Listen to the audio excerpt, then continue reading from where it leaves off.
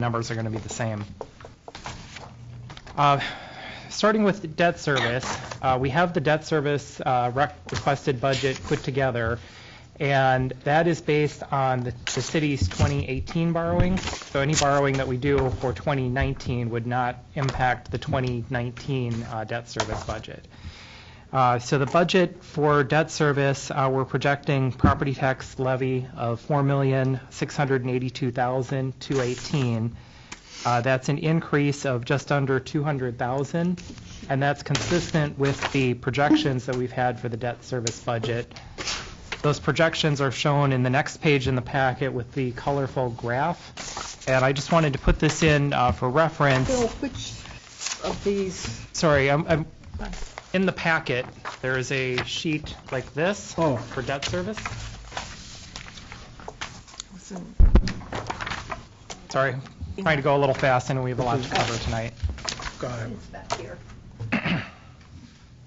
I just wanted to talk about debt service to kind of set the stage for the capital requests, and as a point of reference, remind everyone that based on the plan that we put together with last year's budget process, it identified a target of $3.5 million of general capital borrowing each year, and the projections that we've done for the future are based on that level of borrowing. So for our debt service budget for 2019, that's consistent with this plan. And then it's projected that we would see about a 2 to 3% increase in the debt service portion of the city's tax levy each year over the next several years, as we would continue to implement that borrowing at the $3.5 million per year.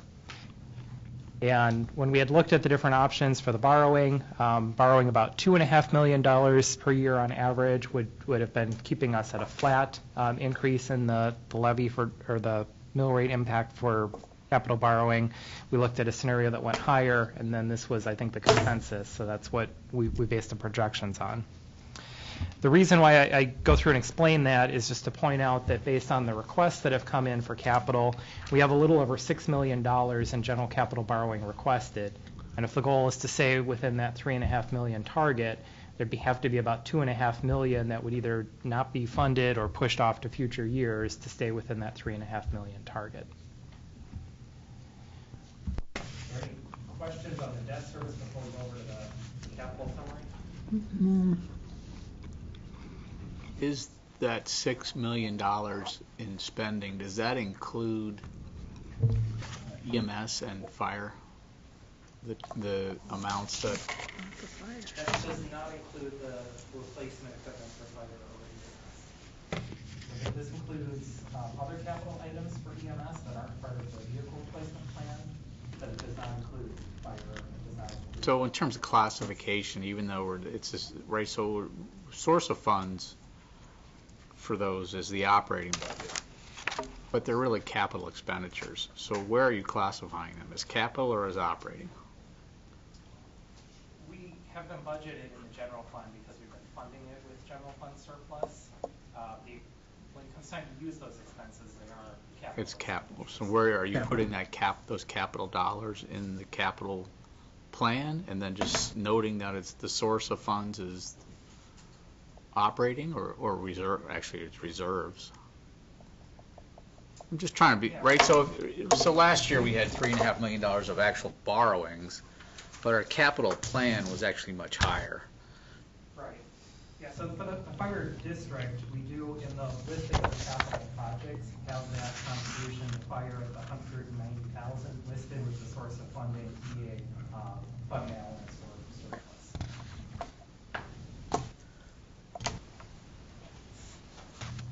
So then, so I think really what that says, though, is that we need to classify that as capital. Just different source of funds, but they are capital expenditures. Right. So I think I'd like to see that, right? So we should see that in these capital plans. It says, you know, even though there's no current spending, because, well, there may be current spending, but the reality is if we're borrowing 3.5, we're also spending another 250, 260 as essentially capital reserves for when the timing comes for both EMS and fire. and fire, we do have shown in the plan that way. EMS, we have shown in the operating budget for EMS, that part of the reason for doing that is the way we do the allocation to the townships, that we want to have that annual cost included in the calculation there. So for EMS, we're doing things differently currently, when we have a line item in the general fund for capital, with the source of funding being surplus or fund balance. So what you're saying is that in addition to the debt service that goes backwards, you want to reflect also forward. Right. So, you know, people, I don't want us to understate what our capital plan really is, even though there's no current funding. Expenditure, yeah. Mm-hmm. We are reserving those amounts until such time as we build enough for fire to buy a truck, or for EMS to buy another ambulance, right? Yeah. So it really is a capital expenditure. It's just not a current year capital expenditures. Which leads us to the next thing, right, is that, you know, historically, well, in recent history, we have used operating surplus to do that. I don't know that we're going to have that any longer, and I think it's appropriate that we make sure that we start specifically budgeting those dollars in the operating plan. And if that means that we need to exclude other spending, then we need to do that. Right, for at least the last 8 years, we've been very lucky that we've had operating surpluses to cover that expenditure, right? And my sense is that last year was probably the last big year that we're going to have, right? We started getting better at budgeting, and no longer are we going to have those large operating surpluses to fund that. So we're going to need to put both of those items in the operating plan as a specific line item so that that money is available. And what that says is that crowds out other spending. Everybody needs to understand that that's what's going to happen. And so if somebody says that, you know what, the net new construction gets us $300,000, well, guess what? The net new construction may get you $300,000, but we got to spend $250 on these capital reserve items. I think that's a policy decision, though. I don't know if I want to be. I don't know that you have that choice. Grounded to that. I don't think we do yet. I think that's part of the overall budget discussion. I'm going to agree more with Mark, with the levy limit. Or we need to spend operating stuff on operating, and there's lots of places where we're short-staffed or need to give raises, and that's what that $350,000 can go to. So you're not agreeing with Mark then, because what Mark wants to do is hamstring us to say that those reserves have to be budgeted in the operating budget, so then we can't spend it on the things you just mentioned. Exactly right. And the difference is, and just so you guys are aware, if we are spending, you guys, there's one pie for operating, there's one pie for capital. If we don't budget for it in operating, then that money we cannot do it in capital. We cannot borrow that $250,000 out of capital. Right. Because it has to be spent. So that says it has to come out of operating. So you guys were playing roulette here, that we're going to continue to have operating surpluses to fund that capital program for fire and EMS. That's not quite what I was trying to say. But that's what it comes down to. That's why I think it's a discussion for the overall budget. I don't think I don't want to be locked in at this point. Okay, so we don't want to discuss this at this point. No, I want to see we haven't even seen the operating budget yet. It's helpful for our next meeting, which is on the 12th. We could provide the information on what our surpluses have been historically in the different areas that we funded out of those surpluses and where we're at. And we discuss what some of the options are for those. I do think that, you know, the larger surpluses we've had in the past, we probably are not likely to have as large as surpluses. So we need to think about how we want to fund those items and what should be funded out of the general fund versus capital. We need to plan for it one way or another, but I think it'd be helpful to kind of lay out all the information related to our fund balances, because it seems like the sickest rule that we're also trying to fund. Right. I'm thinking that we need to put these vehicles for police, or for fire and EMS into the capital budget as part of the capital borrowing. And Cannot borrow for them. You don't have anything substantial that you can't borrow for something that doesn't exist. You Okay. cannot, That's more okay. specifically, is you cannot borrow to accrue money for spending at a future Okay. date. That's what I needed to hear. One thing that the city could consider, and this would be easier with the ambulances rather than the fire trucks, is if we plan that we need to replace ambulances in a certain year, and we need to borrow for that year, that would take part of the $3.5 million, whatever target, but we would need to plan that. Right. while Right. Other projects need to be moved around to Right. create that capacity in that year. Right. I'm getting at the balloon, when we start squeezing it, there's nowhere for it to go. But I like Bill's approach, come up with that data and let's look at it next time, so. For the three capital documents that were in the packet, and then there's the updated versions at your places, just to explain what's included in there, like what's being shown. There's a one-page sheet that's labeled General Capital Borrowing Summary. And this looks at the general capital borrowing, but excludes the other sources of funds like grants or fund balance, and shows, just summarized by department and by year, kind of roughly what the plan would be for $3.5 million of borrowing. And that's not anything that's been set by the council for future years, but just based on prior budgets, kind of a rough allocation. And then what has been requested both for 2019 and future years. So at $3.5 million per year over the 5-year term of the capital improvement plan, that would be $17.5 million of borrowing. Total capital requests over that period are just over $24 million. So that's just kind of illustrating where we are relative to what our target had been. And for 2019, the total requests add up to about $6.1 million.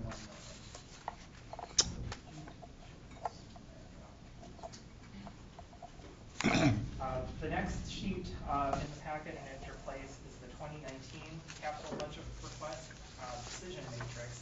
This is similar formula to what's been used in prior years. This is only looking at the 2019 projects, and it's shown by department and by project, the total amount of requests, and then the requested fund numbers.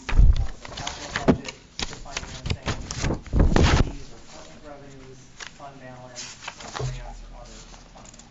And that might be the one that's the most helpful to work through as departments go through tonight, so it lists all of the 2019 projects and those funding sources. And then the last one for your reference is the full capital improvement plan that shows all of the projects for each of the 5 years by department, by year, and then what portion of that is capital borrowing and what portion is financing.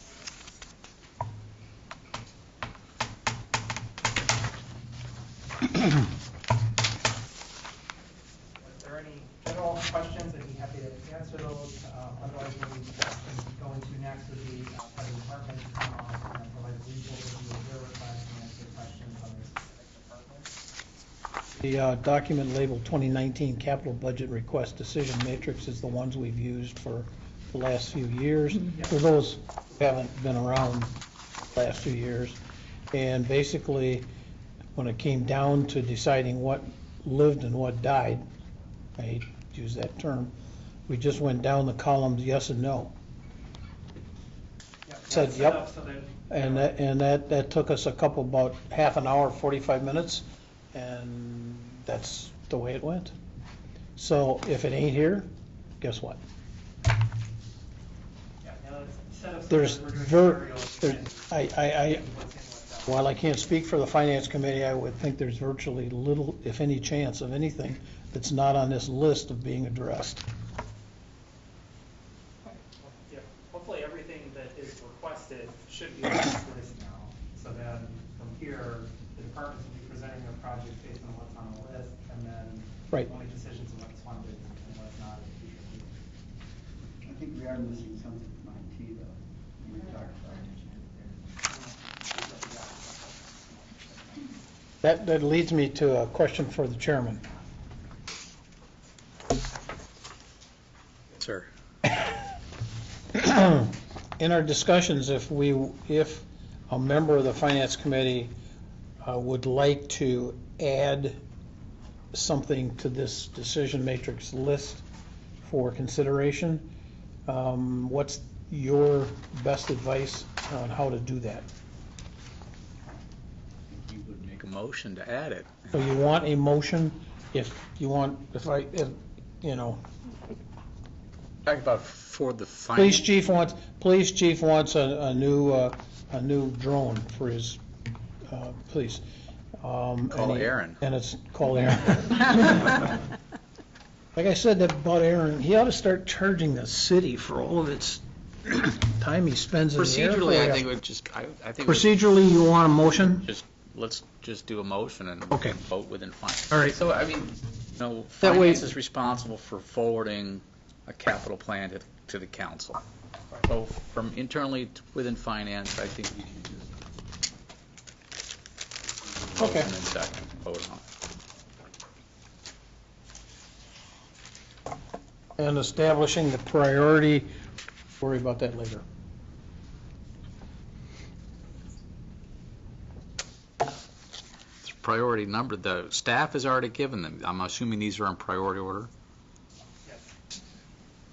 So the number ones listed here are the department's number one request. And if there's a number 9 request, that's really their 9th request, not their. And the department has also put together narrative descriptions for each of these projects. We're still doing meetings this afternoon, so we don't have all of the narratives available to send out quite yet, but we hope to have those out shortly and before the budget books are out.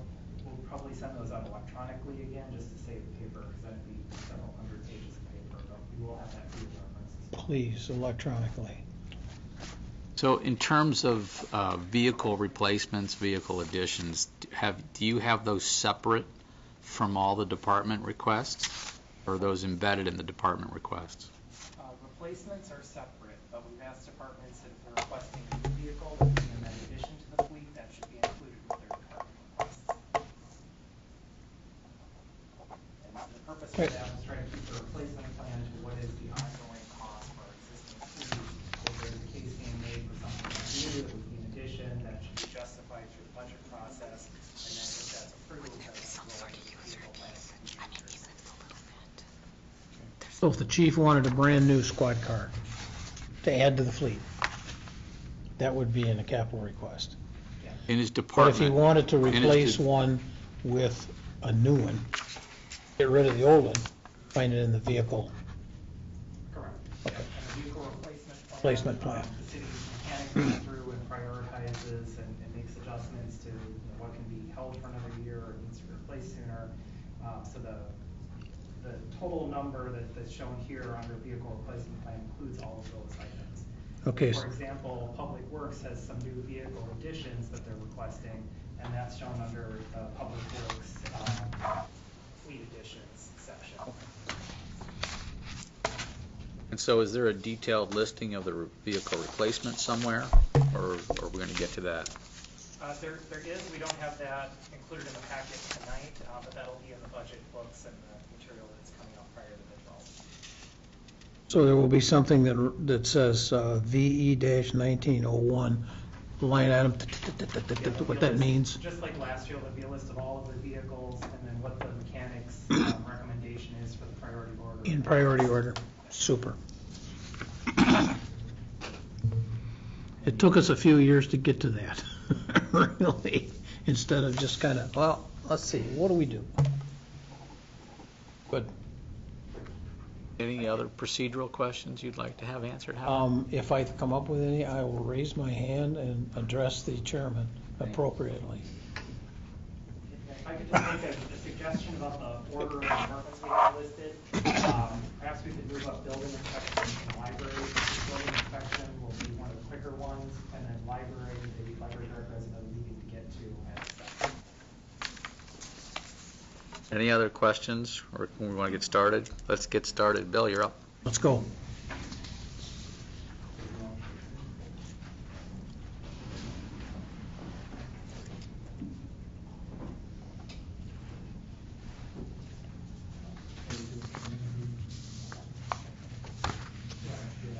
or building inspection? Which one first? Building inspection?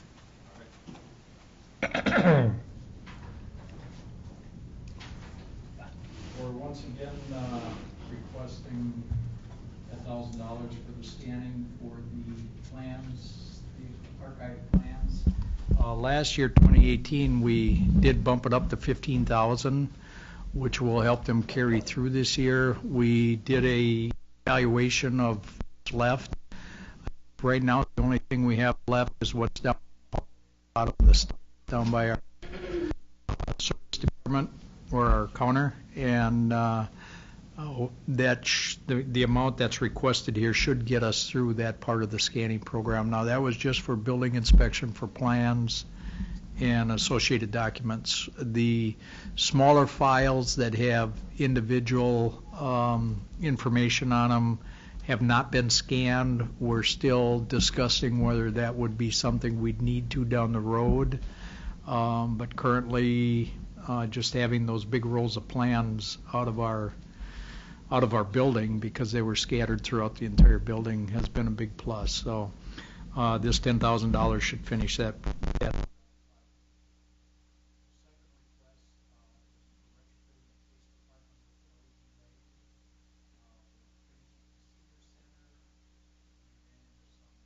Issues with the EMS, but that's filtering in. We were there today, as a matter of fact, for about 4 hours this morning.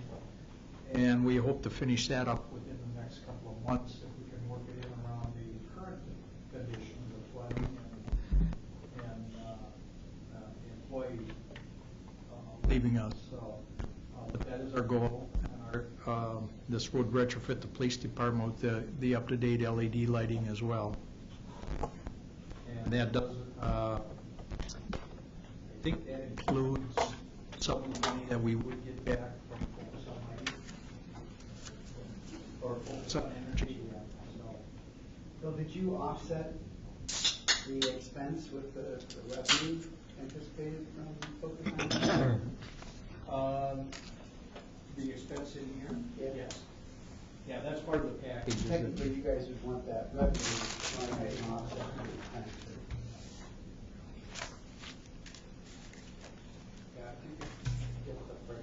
Okay. And we usually don't get the breakdown from, we don't get the breakdown from Focus until we actually have a chance to go through the building. And then they calculate on the funds that are available at the time. But over the last 2 years, this is, we're pretty sure this is a pretty solid number, if you will, because Focus on Energy a lot of times will run short of money towards the end of the year, and since we applied for it at the beginning of the year, that's when the Department of Energy refunds the program for the different communities. And so as long as we get it in early, they've been very consistent with it. I have not heard any talk about this being cut back. There's no federal cuts that I know of. So we'll do the best we can to try to figure out where we're at with this number before we get to the next meeting. And the fourth item we had down here was for upgrading the City Hall HVAC controls. Oh, I'm sorry, before that, I'm sorry. Item number 3, City Hall West stairway and railing out back. I don't know if any of you folks have come down the back stairway on the west side of the building. The concrete is starting to break away where the railing is actually attached. The railing is not compliant with any of the building code requirements, perhaps in the handrail. And the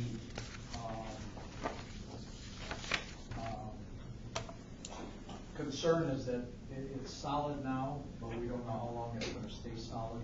And if we wait for an incident and have a liability with the city, it could cost us a lot more than what we're looking at here in this budget number. The fourth item was for the upgrade to City Hall HVAC controls. The system is old. I think the system was, the entire system was replaced in '96. There were some modifications made around the year 2000. This is all hydronic, and if you have familiarity with hydronics and water, it has a tendency to have a lot of problems over a period of years. It doesn't do well with the energy management systems, if you will. And this was a preliminary number. We had actually talked, and Mike and I had talked about possibly looking at expanding it depending on how long this building is going to be here. Putting a little bit of money towards something that you might have to, if the thought would be to delay City Hall, rebuild or relocate. Once the major equipment goes down, if we're not planning for it, that becomes a major expense at that time. So we started with the controls. We had talked about, I have not gotten the prices back from, we're trying to get some prices from a couple of contractors what it would take to replace some of the major components, the boilers. We've had a lot of issues over the last 2 years with the burners and different pumps and controls and some of the zone valves. So we've been lucky, we've been keeping it together, but there's going to come a time when this system is just outliving its life, unfortunately. So.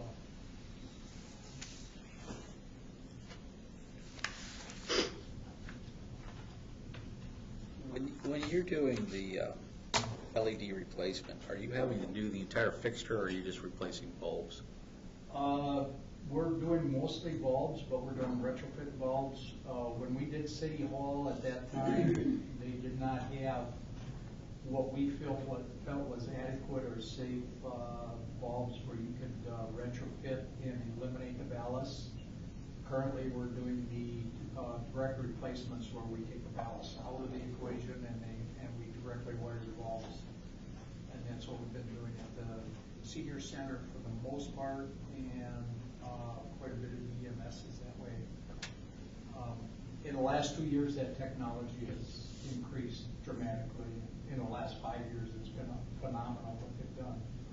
But we're now starting to get retrofit bulbs where we can rewire the fixtures, and all you do is replace the bulbs. You don't have to worry about ballast or anything like that. And so have you estimated how much electricity we'll save over the course of a year or 2 years on doing these retrofits? We did do, I'm trying to think, library I think was, you might be able to help me out, 12,000? I don't remember off the top of my head, but we have all of our meters loaded now into Energy Star Portfolio Manager. And Casey, our sustainability coordinator, has been creating graphs to show the dramatic reduction in energy usage at the library. And I think she also has one showing some of the work at the senior center. Yeah, so we could provide that for the next meeting. Yeah, I can bring you up to date on City Hall. I'm pretty sure it was around 5,600 a month or a year? For the year.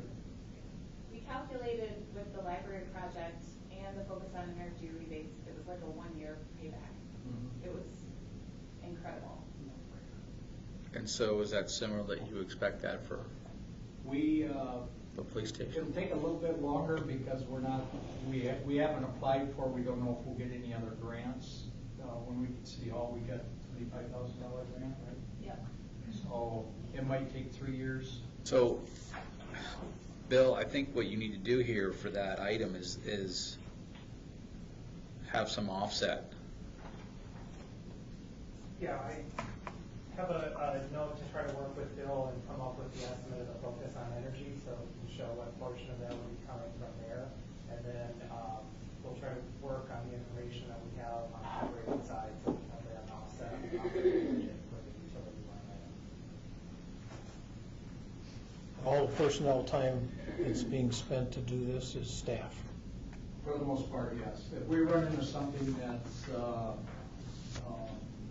too difficult or unsafe for our department, our group of people, then we'll hire PKK because they do most of our, and that's who we're buying our equipment from anyway. So. Have you run into anything in the past that would cause you to do that? Not, well, we did, some of the controls in City Hall were extremely difficult, so we let PKK change those out. in the library and the senior center, we've been able to do pretty much everything ourselves. EMS, we're going to run a lift and do the bay, the apparatus bay, and we're looking at the lights in the conference room because those are up by the windows at the top of the cupola, if you will, and those are a little unique. So we're wanting to make sure before we get up there and send somebody up there that's going to be safe for them to we looked at it a little bit more this morning. We're putting a plan in place, and if we do have to hire PKK, it would be very minimal, it'd be just for something like that. But we'll try to get a smaller lift in, but we'll do everything we can to do it ourselves. Can't back the cherry picker in there and stick it up in the air? I wish we could. We can take a wall out and fix it, but I think we'll come up with a plan. I'm pretty sure. You know, I may be stepping off the end here, but the school district has a couple of lifts. Did you ever think about borrowing one of theirs? We can always talk about it, yeah. Thanks for the information. Because they come over to our facilities and they got lights, you know, halfway to the moon. Cool. And they've got a couple of big cherry pickers. Or not cherry pickers, but lifts, man lifts. Thank you. That may help. They might be able to help you out. The community services, is that you too? Yeah, Mark Walter is not here, but he's requesting the two signs again, the solar powered trailer mounted display signs. Consistent with what he's done the last couple of years. I think his desires to have two, and he said if he only gets one, he'll live with it, but his obvious preference would be to get two. He's got shown on his hours page, if you will, on the narrative, the number of hours that he spends moving around and deploying radar and CMS signs and that, and pretty substantial the amount of time that he spends. And he was out at Good Neighbor Fest. I know he was out there for 10 or 12 hours monitoring situations, moving signs, taking care of traffic control, and things like that. So what happens if he doesn't have any more signs? then I guess the people have to be a little more safe, I'm not sure. It just seems that we've already bought, I can remember coming on the council 8 years ago and buying trailers and signs, so I'm just wondering how many of each of these we have now. It seems like every year there's two in the plan, and we break down and buy them two, and so that would be 16. So There are 16. So it is narrative said that they currently own 16 signs. I think there are maybe 4 of them that are the type where you still have to switch out the batteries rather than the solar power. So I think he's interested in trying to eventually get them all converted to solar power. Right, and I think he talked about some of them were at the end of closing in on the end of their useful life. Yeah. Some of those are from 2009. Right.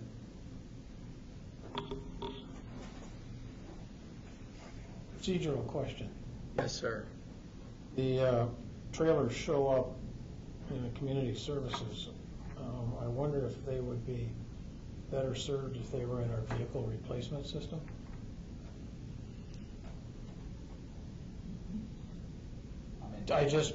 I'm indifferent to that. I'll I just think- throw that out. Who maintains these? Because one of these days, Mark's not going to get a whole lot of money for trailers, and the vehicle replacement system still sits there chugging along, replacing everything at a predetermined rate. I just thought maintains the maybe that's where they trailers? belong. They're stored at the mine, right? Yeah, And I think they would work on it if they need. I think the vehicle maintenance mechanics have work on it if they need work. The request for the 2 trailers here are for 2 additional trailers, not 2 replacements though, because they don't have 1 trailer for each side. That's part of why the request is here. So how many signs do they have? They have 16 signs. They have, let's see if it says how many trailers they currently have. are mounted on homemade trailers, operate off of battery packs that must be changed out every 8 hours of continuous use. The remaining 8 signs can be used temporarily on portable stands, operate off of battery packs that must be changed out every 8 hours of continuous use.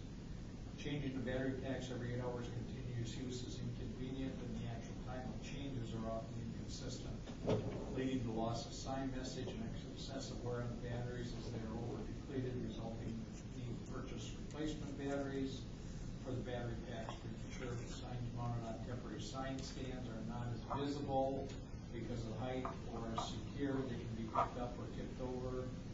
As trailer mounted signs, it is suggested here to add more manufactured solar powered trailers to make the signs more usable, visible, and secure, and to be able to make use of the signs over extended periods, days and weeks, without changing battery packs every 8 hours. And I think that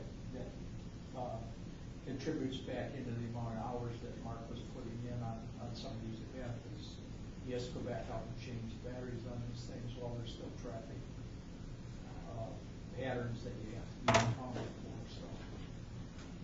The request for the trailer says that the city currently owns 5 solar-powered trailers, and this is a request for 2 additional solar-powered trailers. And so then the plan is to trade in or to salvage or somehow existing trailers, or is this a straight addition?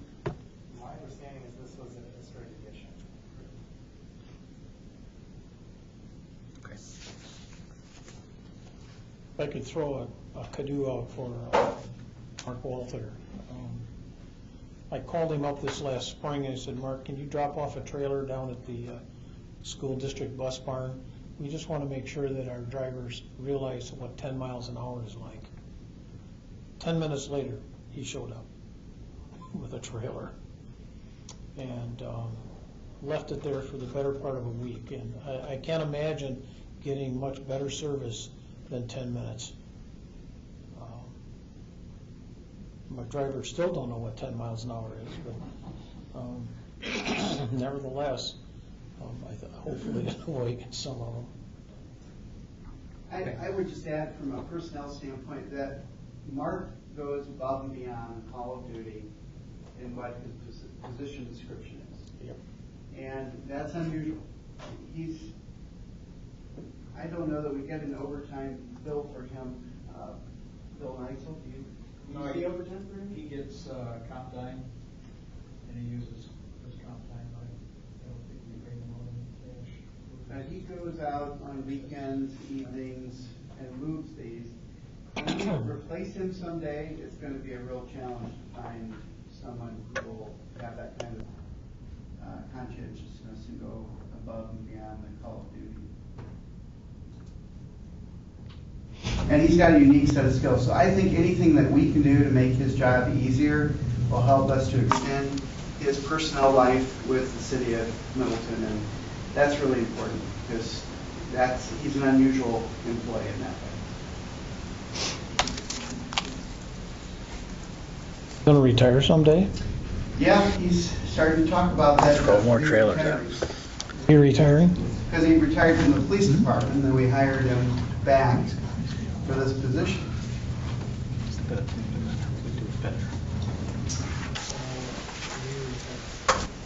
Yeah, he hasn't made an announcement of any sort, but I don't think he's planning on staying here for too many more years.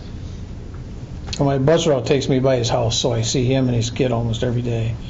And he's going out the door early in the morning, and sometimes I see him drive by late at night, and I know he's been gone all day long doing stuff because he's a jack of all trades. Call somebody up if he needs something, call Mark.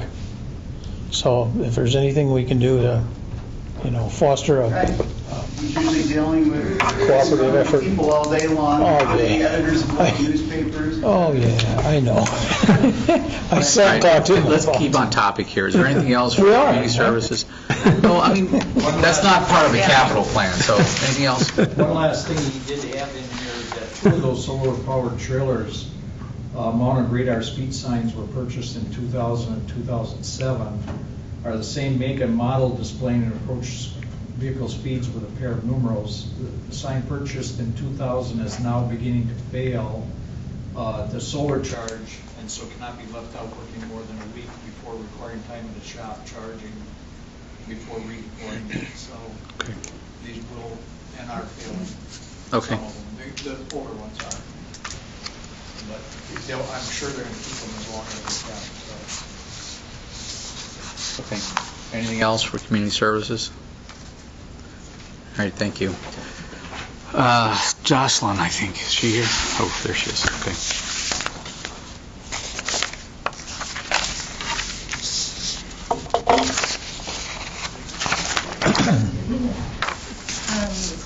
So before we talk about the capital, I just want to take a moment to look back in time and talk a little bit about the evolution of the facility in terms of a capital budget. So the current facility, as you know, was built in 1990 with the intent that it would eventually expand into the lower level.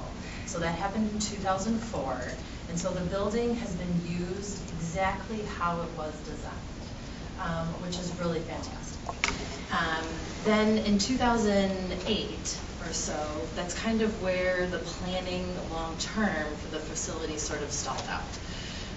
And then in 2015, the big shebang with Dimension 4 and the space needs study came about, really showing and demonstrating the need for more square footage for the library. So between 2008 and 2015, there wasn't necessarily any formalized budgetary planning for furniture replacement, mechanical replacement, fixtures, things like service desks, things that would evolve with a 21st century library as the turn of the century takes over. Right about the turn of the century, we really saw in public library design a shift away from buildings designed and built around collections to buildings designed and built around people and how they use those spaces, which has to be flexible. So we built our building right at the tail end of that mentality and design approach. So in the meantime, Middleton has grown, the community has expanded. This summer, we've had an average of 35,000 people a month, which is up almost 5,000 people a month from last summer, which is an excellent problem to have.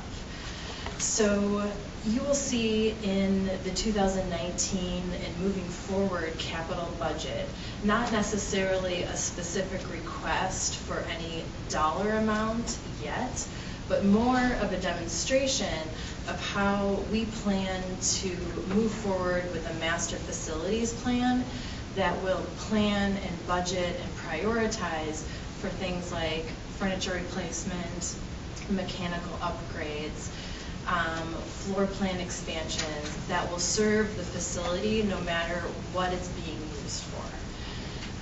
So as I mentioned last night in the council updates during public comment, we're currently under contract with the firm HGA.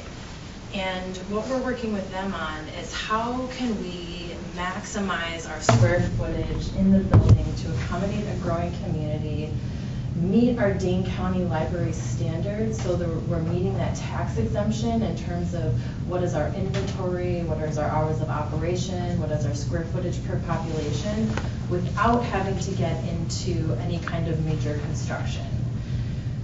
We learned from the 2015 Dimension 4 Space Needs Study that in order to accommodate the Middleton community moving forward for the next 20 years, we need to triple our square footage. So right now we're at 32,000 square feet. So that is a major project that obviously needs to happen in conjunction with the planning for the Civic Campus and larger downtown plans collaboratively.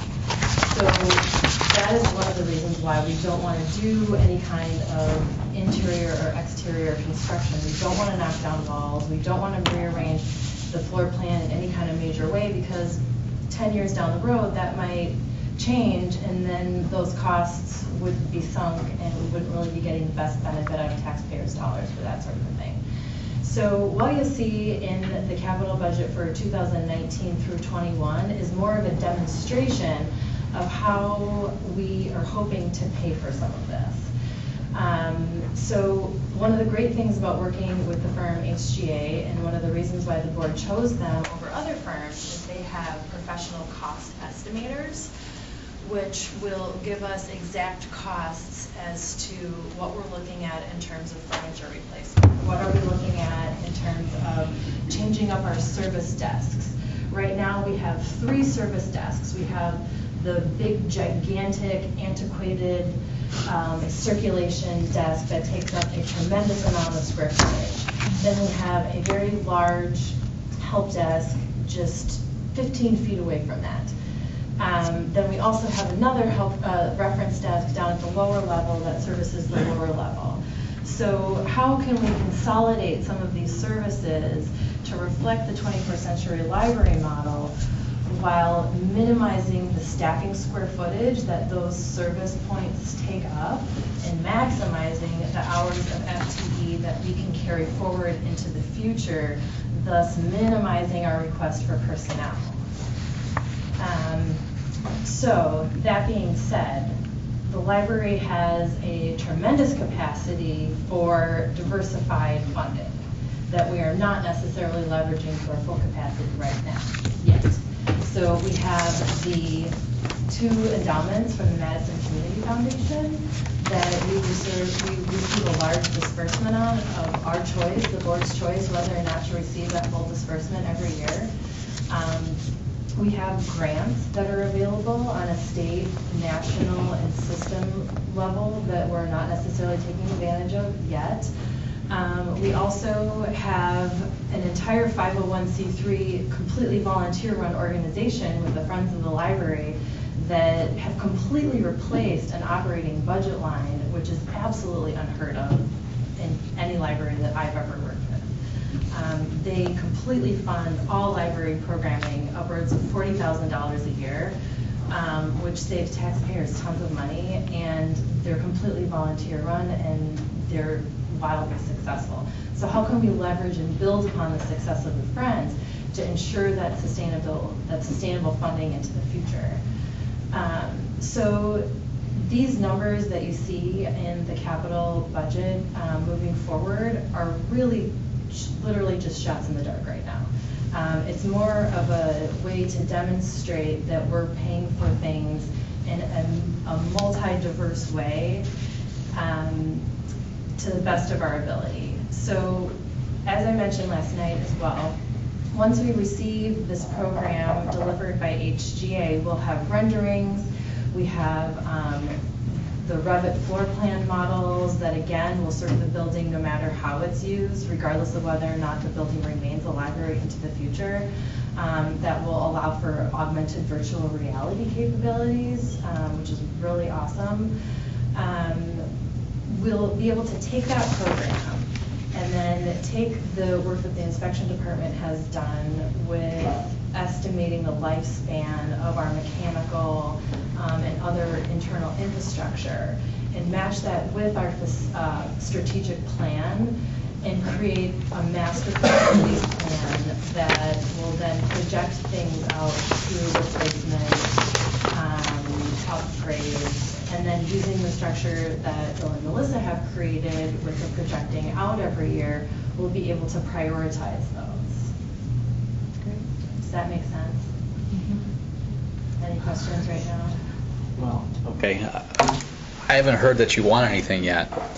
So we have to produce a budget that has to fund specific items by December. Yep. So I would recommend that you get going on whatever you're going to do and get specific things that you're asking us to fund so that we can include and make a decision on the plan. Right? It's nice to have a concept of what you want to do, but we have to budget specific stuff. Absolutely. And that specific stuff also needs to come with bids and quotes. And I understand that. Working with the cost estimator through HGA, we'll be able to do exactly that. So I don't anticipate to have anything ready before November or December. That being said, I would expect that our 2020 capital request would be specific. And in the meantime, we'll be able to match up different things out of that program that will be more appropriate for the Friends to fund, that will be appropriate for a fundraising campaign that's specific and timely, and then things that are more appropriate for a capital request. We also have a fund balance that hasn't necessarily been well organized or spent over the last few years, which we need to take into consideration. We also have reimbursements and fines and fees that can also be coupled into that.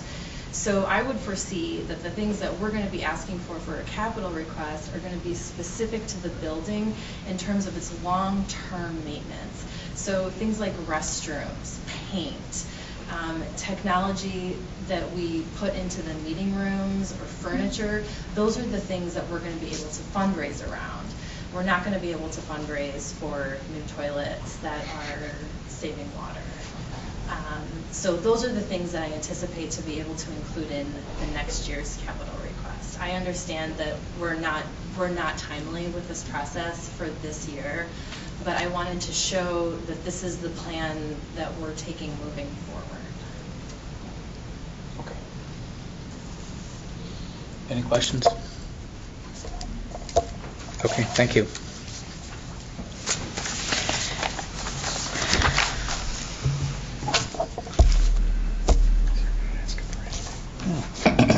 That's it. 20. All right, Abby. So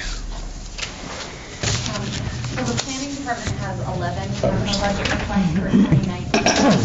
And all of those, except for one project, are recommended as TIF-funded projects. The one project that is not recommended for TIF is PL 1905, which is the solar projects on 5 city buildings.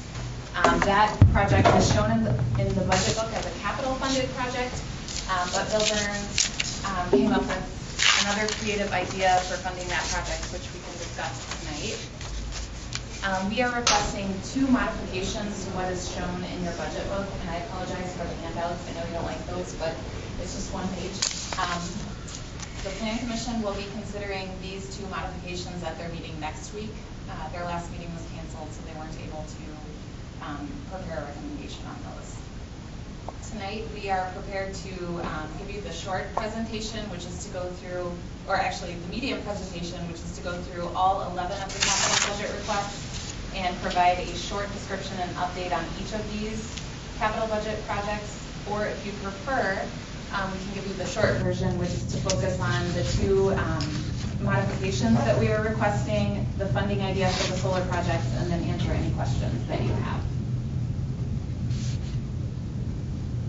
You want to go through all of the projects, or would you prefer to focus on the changes and then the funding suggestions? I think you should do the changes. I'm trying to understand why you want TIF to spend money on a trailhead, but that's okay. Okay. Do you want to talk about that project first? Let's do that. Okay. So the trailhead acquisition was funded with TIF and also grant funding. And we included in the CIP a request for funding for the construction of the trailhead in 2020. We did not include a line item for design of the trailhead. And so that's one of the modifications that we're requesting, is to include 15% of that cost, 15% of the estimate that we have for construction of the trailhead improvements to cover the cost of design in 2019. And I guess with that project, it's important to note that we cannot fund that project using TIF 5 funding without borrowing. I think you could make an argument that you shouldn't be spending any money from TIF on these types of expenditures when we don't have revenue coming in, right? That the priority should be building up increment instead of spending it on recreation, which is really what we're doing here. So that's a discussion, I guess, for later. So what's the other item? The other item is evaluation of storm sewer on Lisa and Laura Lane. And the cost estimate that we have for that is $32,500. And this came about with the council meeting before last night, when we were discussing the Trista project, and a couple of council members expressed concern about the storm sewer capacity on Lisa Lane. And so we talked with Gary Huth about this project, and the firm that does our stormwater modeling for us gave us a cost estimate for an evaluation. Okay. So, Abby, this is to look and see if a bigger storm sewer will adequately take care of those buildings. That's correct. Yeah, it's to model that entire area, determine whether there could be improvements that could be made, or whether the current facilities are adequately sized. And they're going to look at larger than 100-year storms, I hope. I would think that would be prudent. I just want to be clear of this. So we have to do the study before Trieste can go forward? No, that's... Okay, that's what I thought you just told Susan, though, that you said that whether they were adequate to support the building. My understanding of this, and maybe Sean Stowski could weigh in as well, is that there was already modeling done for Trista, but that with that entire area being considered for redevelopment, that and the idea that we would be considering streetscaping improvements and also reconstruction of at least a portion of the roadway there and adding sidewalks in 2021, that if we were to prepare the study next year, then when we're ready to do the reconstruction of the roadway, we would have more information and we would understand the utility needs in the area. But, Abby, wouldn't this also be of importance for development of the Meritor project and any other surrounding land? So it's more development of that whole area, right, instead of just these current buildings. I believe the cost estimate that we got covered the land that is east of the Beltline, west of Parmenter, and north of Lisa, up to Century. So it's that entire... That whole, yeah. So this doesn't have to happen before Trieste moves forward? That's correct. Okay. So enough planning was done for that Trista project that standalone, you're fine. That's my understanding. Anything outside of that might be subject to lengthy discussion. Mm-hmm.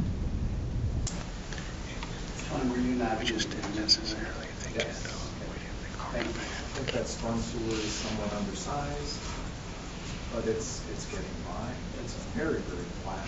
The discharge is high relative to the street network, so it's really easy to flood that area. Yeah, water resources was really concerned about. So can I ask you a question about the trailhead?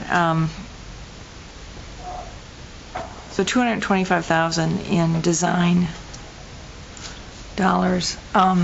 Give me an example of another project we've had that spent that amount of money on a design. The downtown plaza, I think, is pretty similar amount. It's about $225,000. Abby, on that design, is that also including redoing the bridge in terms of design and putting the tunnel under the bridge for the trailhead? Or is it just the building and parking lot? It would be hosting several, public input sessions to learn what people want to see in that trailhead project, okay, and doing programming for what should be included, and then actually designing the building, the parking lot, doing the engineering work and stormwater improvements. Okay, that makes more sense. Okay. It's just a rough. We got Mark, your eyes are going, doo-doo, dollar signs. I still don't see, I get the fact that money's tight. I can see it right over here. I'm just not catching why we would do this with TIF money. I mean, if this is something that the city wants, then it should be on the CLC's budget dollar, not TIF, right? This is not creating increment.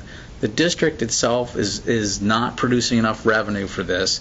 You shouldn't be spending TIF dollars for recreational use. If you want to tell me that there's something that's going to build increment there, or you can tell me that by putting this in here, that's going to make Jacob Klein's properties more valuable and we can collect more property taxes on it, I'd like to see that analysis. But we shouldn't be spending TIF dollars out of 5 on recreation. Yeah, we had this discussion at our TIF team meeting, and I think that the reason that we proposed it as TIF 5 funding is because we didn't think that it would rise to the level of being funded with the capital budget, because we know about the focus on roads. But I think anybody on the TIF team would be happy to see it shifted to being a capital budget item as well. I mean, I can see this area as one that is really, with Jacob's new project, ripe for more commercial development in that area. I mean, there's the metal building next to Stam House that needs to be redeveloped. Property next to that between there and the creek, private property. Putting in the trailhead will be part of just really developing that historic area. Don't put the cart before the horse. Get the development in first, build the increment, and then come back and say that it's There a are times recreational where use. you need to do That's good. some Oh my gosh. developing and creating what we want there.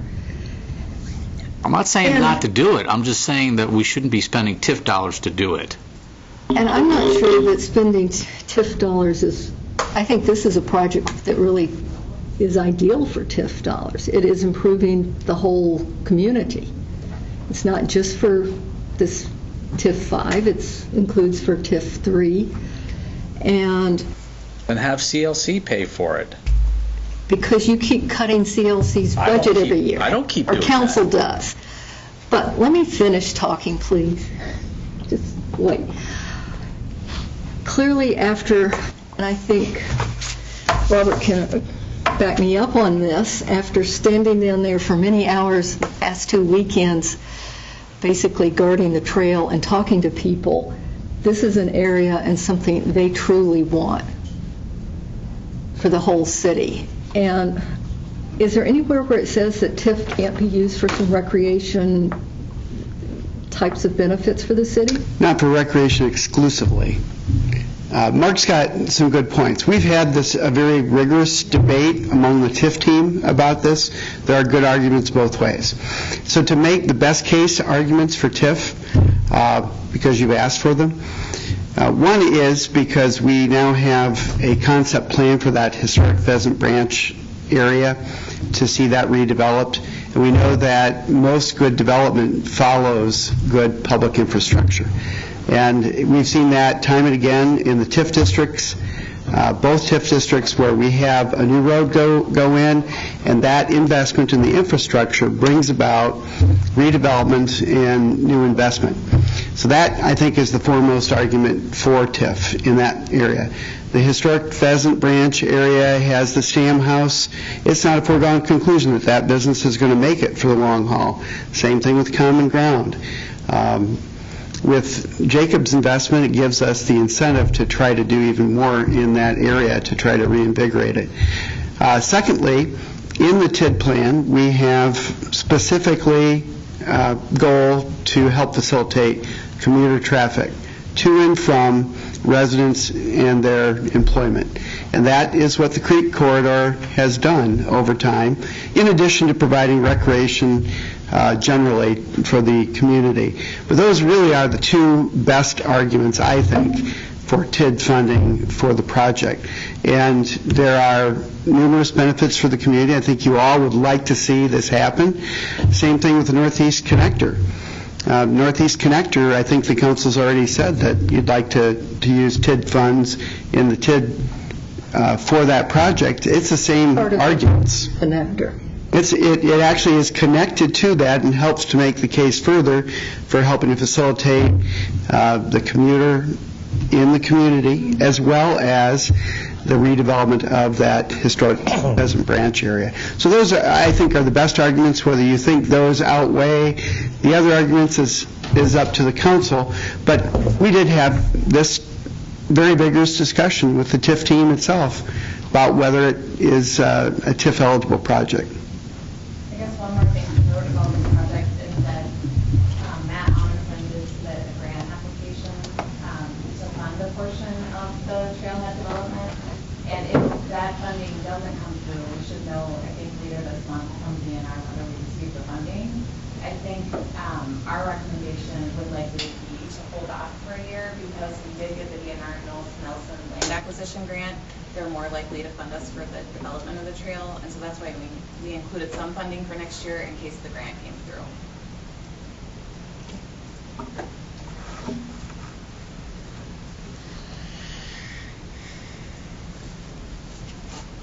The Downtown Plaza development is a TBD. Do we have any updates on that? Yes, I can give you an update on that project.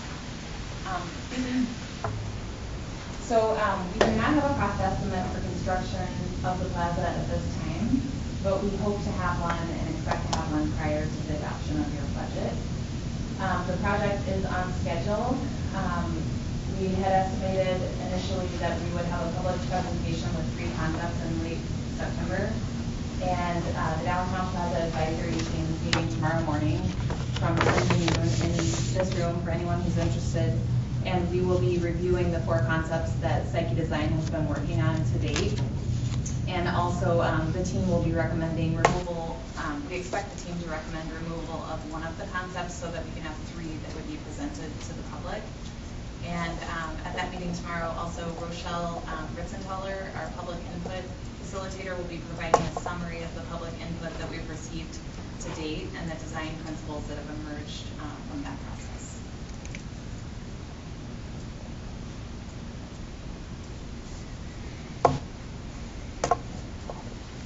Would you like to talk about the solar projects? Mm-hmm. Okay. So the analysis that we had to establish these cost estimates was done by Niels Wolter, who's with Madison Solar Consulting. He did this for us at no cost, and he's got a lot of experience doing solar consulting around the state. He also used to manage the Focus on Energy program, so he's extremely knowledgeable. If you're interested in learning more details about how these cost estimates were developed, he gave us an 8-page feasibility study that included an overview of the project's siting, sizing, generation, etc. I can send it out. Basically, what this comes down to, in my opinion, is the Finance Committee and Council's appetite for payback for the projects, and also your understanding of longevity for the buildings. And that's kind of how we tried to rank the projects, is based on the payback, but also our thoughts about how long the buildings may be in place and how recently the roof was replaced. One building that we didn't include that we may want to consider for the future is the Green Park building.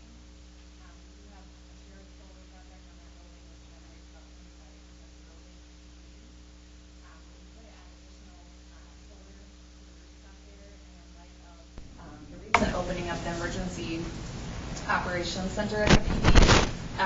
Stacy Reese and I really started thinking about this in terms of resiliency for that building and whether we might want to look at solar for that building and also battery backup. And there is a grant that is out there right now through the Office of Energy Independence that focuses specifically on resiliency, and we think that we might be able to get some funding through that. We can't apply for this cycle because we actually already submitted a $375,000 grant application that Stacy worked on and submitted on behalf of 6 communities for some energy planning projects. But one thing to think about in the future is possibly adding solar to the PD. So I think you have all the information about the 5 buildings that were included in the feasibility study, as well as the payback. Where would we have gotten that? That'll be included in the narratives. We have not sent out all Okay. I'm just going to ask you what buildings you're talking about. I thought about creating a little chart because this is kind of hard to explain in a narrative format. But I'll put together a chart so that you guys can look at this and compare it among the buildings. I'm sorry about that you already had the narrative. So the project that we're funding the highest would be the senior center project. And that would be a 55 DC solar system, which would generate about 50% of that building's use. And the installed cost would be about $96,000. It would save the city about $11,000 in annual electricity costs. So it would result in a 9-year payback if we were able to get focus on energy credits. I'm sorry, a 9-year payback without focus on energy funding, or 7 years with focus on energy funding. Is that building structurally sufficient to support? Yep. That's been checked out. That was one portion of a capital budget that was approved, a capital budget project that was approved either last year or the year before when we replaced the roof on the senior center, city hall, and the library. Is we had that analysis done to make sure that they could support the capacity needed. So, so the senior center project, we scored the highest because it had a 7-year payback if we were able to get focus on energy credits at 20%, and we think we can. The second project would be the Municipal Operations Center building. I won't go through all the details, but without focus on energy funding, that one had about an 11-year payback. With focus funding, it was 9 years. And these projects are generally warranted for 20 to 25 years, but typically solar continues to produce even after the warranty expires. So where are you going to put solar on the MOC? It would be the cold storage building. Okay. Sorry. The Middleton EMS station, that one we scored a little bit lower. How much was the cost of the MLC, did you say? The MLC is, installed cost would be $157,500. And then the annual electricity savings would be $14,295. And I will put this together on the chart because I think it'll be easier for you guys to be able to. Oh, here we go. Oh, good, thanks. Oh, you got it? Okay, thank you. So then the EMS building, that has a lot of staggering in the roof line, and so it didn't lay out quite as well for solar. We estimated an 11-year payback with the focus incentive. And then Steve Wunsch gave us an estimate for the remaining life of the roof, and it was 10 to 15 years, he thought. And then the public library and the city hall, those both had a decent payback, but given the capital budget request for the community campus plan, we didn't know what the council's appetite would be for where that breaking point is for payback to move forward with those projects. So we scored those lower at 4 and 5.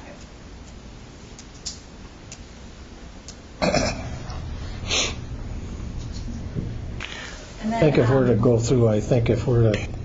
through with what everybody visions that the city should be doing with a downtown campus, community center, call it, both of these buildings, this one and there, or there, would be subject to much discussion as to viability of even thinking about it. Because both of them may not be here in 5 years. Right. Yeah, and that's obviously why we scored those lower, just because the understanding that we don't know what's going to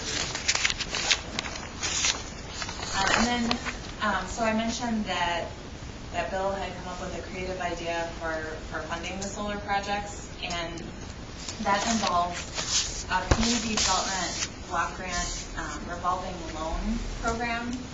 The city received funding through a CDBG revolving loan back in, I thought it was 1991, and it was to help one business, and I think that maybe since then that revolving loan fund has helped some other businesses, but the funding now has sat in that pot for quite some time, and it's about $300,000. And the reason that it remains there is because the requirements that are placed on the businesses who borrow the money from the RLF are quite stringent, and they require a lot of paperwork, and it kind of becomes a point, at least my understanding is it becomes a point where it's not really worth it for the businesses to request funding. So there are a lot of communities across the state who are experiencing this problem where they have these funds that have sat in that pot of money for quite some time. They haven't been being lent out, and so based on that, the State Department of Administration is requesting approval from HUD to convert the RLF funds for each community, and they're anticipating that the funds could be used for projects that are currently eligible through the CDBG Public Facilities Program. So, Bill's idea was, if the DOA gets approval from HUD to convert these funds, could that $300,000 be used to fund the solar projects, and then potentially could the annual energy dollars saved from the solar projects be put back into a revolving loan fund that would specifically be used for energy efficiency projects and renewable energy projects. So it essentially allows us to create a sustainable funding source for sustainability projects. We thought using the RLF, we could probably fund the top 3 priority solar projects for next year if the closeout is approved. But we don't yet know if it's going to be approved. It's just an idea at this point. Do you have any other information to add to that, or any info on timing? The states had said that they were targeting October 1st, that they couldn't guarantee that HUD would have acted by then, but hopefully we will know that as we're going through our budget process this fall. And so once the loans are paid off, what happens then? You can continue to pay that savings into that fund? Or are you going to stop? Right, so if I got $300,000 I'm going to give to the city to put solar in, and I'm going to give them back $11,000 a year for their savings, what happens when that $300,000 is paid back? Does the city stop paying that now? So all we're talking about is just a different funding source, it's not a grant, it's just a different funding source. But if this goes forward, the city has the $300,000 now. That's not loaned out, so we don't have any businesses. That's just sitting in a bank account that's restricted to this purpose, so we're just earning whatever interest rate in the bank account. If this goes forward, that would free up those dollars that we can use that for approved items, such as something for public facilities, so we can spend that on these types of projects. And then what we were discussing was the idea of having a revolving loan fund for sustainability would be our own program, because at that point there wouldn't be any additional state or federal restrictions. We would be able to just track the savings that we're getting and kind of earmark that for future sustainability projects, because we'll have some savings in our operating budgets from this energy efficiency, or from the solar, and if the city chose, it could take those savings and earmark fund balance to help fund future projects. I think I'd like to see that fleshed out a little bit better, because I don't see where we're saving money if we're having to do that. Right? The whole idea of these is forget about the altruistic pieces of it. Right?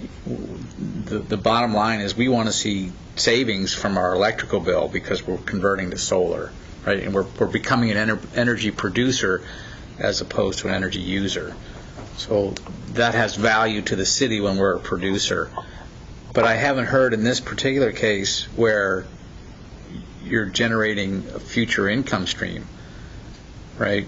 Outside of paying off the note, what happens to it once the note's paid off? Does the city then get that income stream, or you're talking about then using that as a funding source for something else? There wouldn't be a future income stream.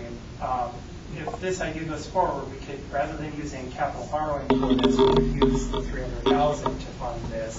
We would have annual savings, and that would be up to the city if they just want to apply those savings to our operating budget. or if the city wants to set aside a certain amount of money within our operating budget equal to those savings to do additional projects in the future. So in essence, we could do it, if you wanted to look at it this way, we could do it like the vehicle replacement. We could have a energy replacement system where we'd have these investments every year, and we know that we're saving money in our operating because we're making those investments that on the long term are going to save us every year, but then also in the long time are going to pay back. So you could do it that way too. You don't have to have each savings go into a fund. You could just say, we're going to dedicate this much funding every year to replace these systems that we know are inefficient with, or not inefficient, but are also detrimental for our carbon footprint. We're going to invest in these type of operations instead. So you could take it from a sustainability point of view, or you could take it from a renewable energy point of view. But it could be an operating budget item too. We can't use that money currently for our own purposes.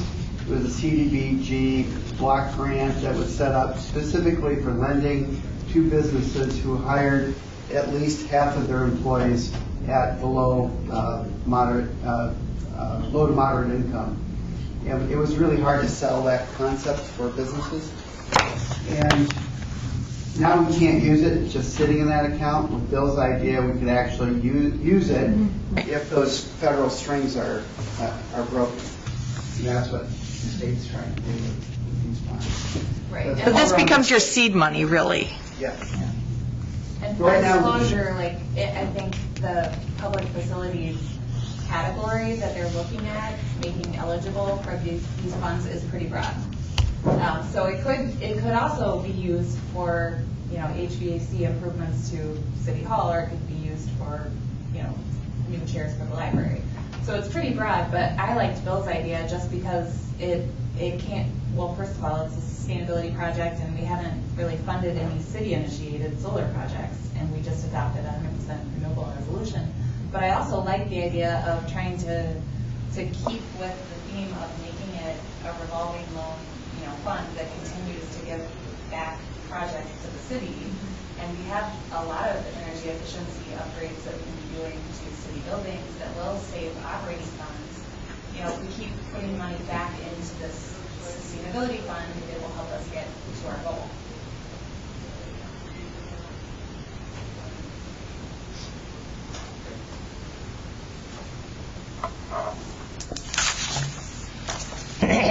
We have a lot to go, so let's go.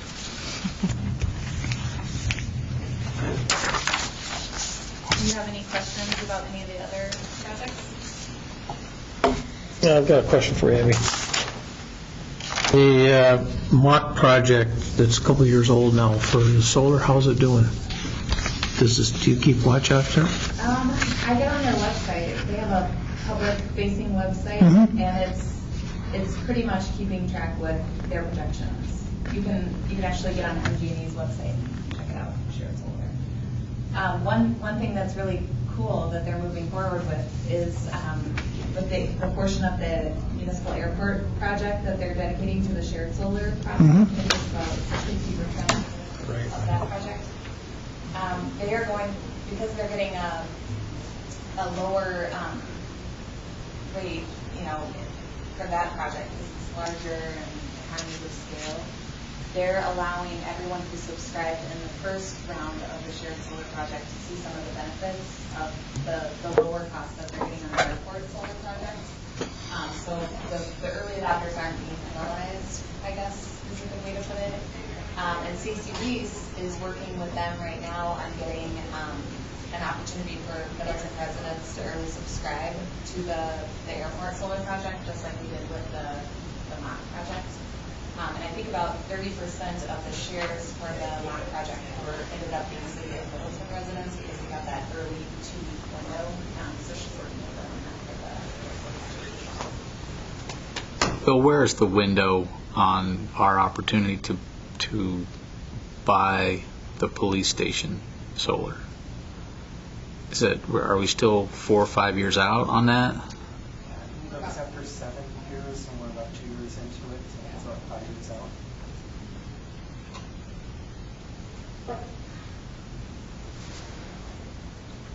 Any other questions? Politicians don't keep their fingers out of the equation. There won't be much left. Which politicians? I didn't know if you guys were going to talk or ask about the B-Cycle bike sharing program. We have scheduled B-Cycle to present at next Tuesday's Plan Commission meeting, invite all of the council, the Tourism Commission to attend that. Both Tourism and Plan Commission asked for more specific information. I think the council wanted more specific information as well. The general concept that we floated is that TIF would pay for the capital infrastructure for that program under the same commuter transportation and visitor transportation rationales for economic development, but it would be dependent upon tourism funding the operating costs. And tourism, we've been told, is not completely sold on that. They want more information. So we're inviting the council to attend that Plan Commission meeting. Subsequently, tourism will be meeting on the 18th prior to Finance and Council on the 18th. So hope is that we can have a recommendation from tourism, but that is not a foregone conclusion. So you're following the B-Cycle path instead of, have you looked at other alternatives to doing the same thing? I don't believe we can. Okay. B-Cycle, of course, is a local company in Pittsburgh, Wisconsin. I'm aware of one in Montreal, Canada. There probably are others, but There are a lot of different bike sharing systems. I think there are some cities that have 7 to 10 different companies operating in the same city. But I think the real plus with going with B-Cycle, of course, is they would have compatibility with the systems. We are exploring options with Middleton Budget, the local bike store, to see if we can reduce the annual operating costs by contracting directly with Middleton Budget rather than working with B-Cycle.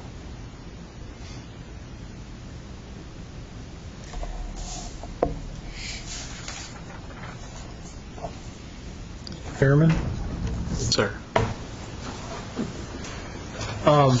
Here's where I would like to have the Finance Committee consider making a slight modification to Planning Department's budget. We recently saw graphic pictorial representation of what will hopefully someday be a much nicer looking salt storage shed. Nothing is prettier in this community than a creosote soap building standing on next to a $10 million vehicle building. And somebody put an awful lot of work into coming up with some ideas, some very good ideas for putting a wrap, basically a wrap on the building so that it would look nice. And I applaud everybody's efforts to do that. But what scares me about this kind of a project is that if you only do half of it, the other half is going to be very hard to come by. So what I'm suggesting that the council do is to modify the planning's list of items here by adding one more for funding proposals to completely finish that project so that it doesn't look like another half-done project. The cost of doing that is relatively insignificant compared to the other costs that are here. So what I would like to do is to see us okay to add another $12,500 to the planning budget proposals here to complete that project, so that it makes a whole lot more sense to go through the process of creating a wrap, putting this whole thing together, creating a wrap for half of the project, and then trying to figure out at some point in time, well, how are you going to do the rest of it? It's going to look like a half-done project. We don't need any more half-done projects in this community. Are you making that motion? Yes, I am. No, I'll second it. so we don't have publicly noticed that we're taking action tonight. This is just the review and the overview. Is that right? We can make a recommendation to change that list, can we not? Mike? Well, you can do that under the executive session, though. You can add to it. If it, Well, I wanted to get in the list so it starts to get carried along with everything. These things grow in stature. So before you talk any more about that, is this something that would be eligible for capital treatment? Or is this more of an operating expense type expenditure? I think it probably could qualify under our rules for capital based on the size and the length of time that it would be in place. Because over 10,000 is Or less. Capital facility. Okay. Mike, do you see any problem with a motion to put something in like that? Yeah, I think the way the agenda is posted is review. If we just said 2019 Department Capital Budget request, we probably could. But what we could do is note for the record your interest in doing that and follow up with the next finance. So maybe it's more appropriate for you Okay. to make a referral to planning to have That's them. fine. develop one, yeah. Referral, is that permissible, or is that a motion of sorts? Is it Oh. really the planning commission that this came from? No. Or is it, wasn't the arts committee? Well, the plan Well, commission, you're asking for it to be on the planning commission's budget request, so you should refer this to planning commission to resubmit their budget request. That's, to me, you put it there or put it somewhere else? Put it somewhere. well, I think it falls under the planning department budget since we submit our capital budgets by department. And also the plan commission has design review purview.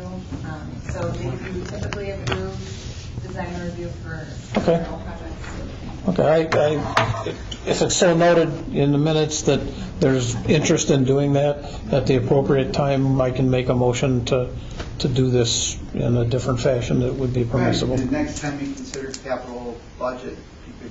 That's fine.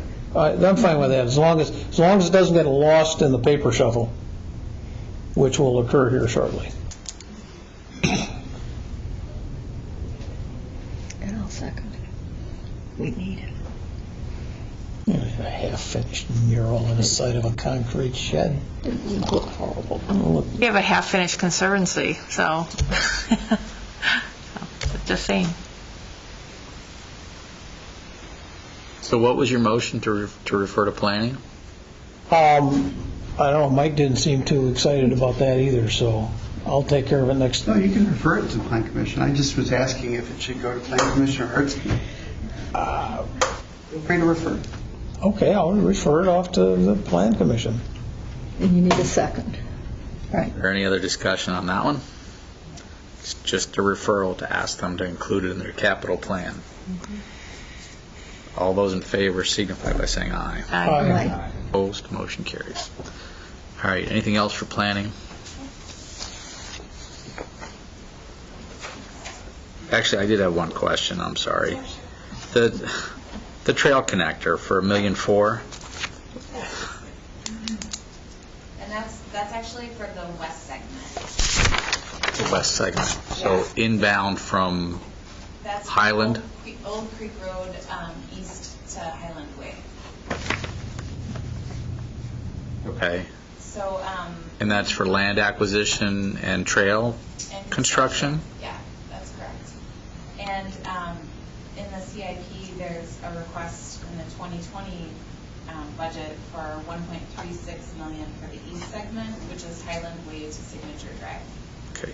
Has it escaped anybody that that request is 75% of our street paving potential budget?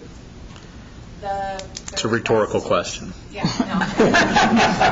And when we asked Kale Engineering for a cost estimate for construction, we did ask Cost. that they provide us with a That's conservative expensive land to estimate. buy. They had to turn it around very quickly. We hope that the numbers don't come in that high, but we wanted to make sure we were being conservative. On the west segment, the 2019 portion, they gave us two options. One would be going in front of those 5 or 6 homes that are on Century Avenue, and the other option is to go behind the homes. The behind the homes option, which is what's included in your budget request, is about $200,000 more costly because it requires boardwalks and wetland delineation. Even with the land acquisition costs for the, Yeah, it does include land acquisition. That's correct. That's included in the 1.4. Sean, But I mean, how much comparing road the could two- you pay for another $1.5 million? Rehabilitate or recover, right? That's 75% of your street plan. I think, I'm just saying that maybe we should be thinking more about what seems to be the number one concern of all the residents has been for the last 10, 15 years is getting our roads resurfaced. And here we are, we're going to expand trails when we still haven't solved the road issue. So, I think people need to take a step back and say, well, really, what is the priority for our capital budgeting, right? You're talking about TIF, I get that, but again, we're still going back to, we're not building increment for TIF, we're spending it on things that are tangential to increment. Well, and remember, we're under contract now for the design of the Northeast. I understand that.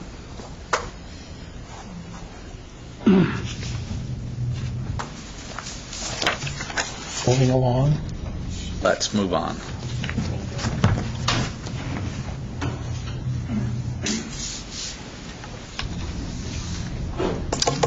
Chuck.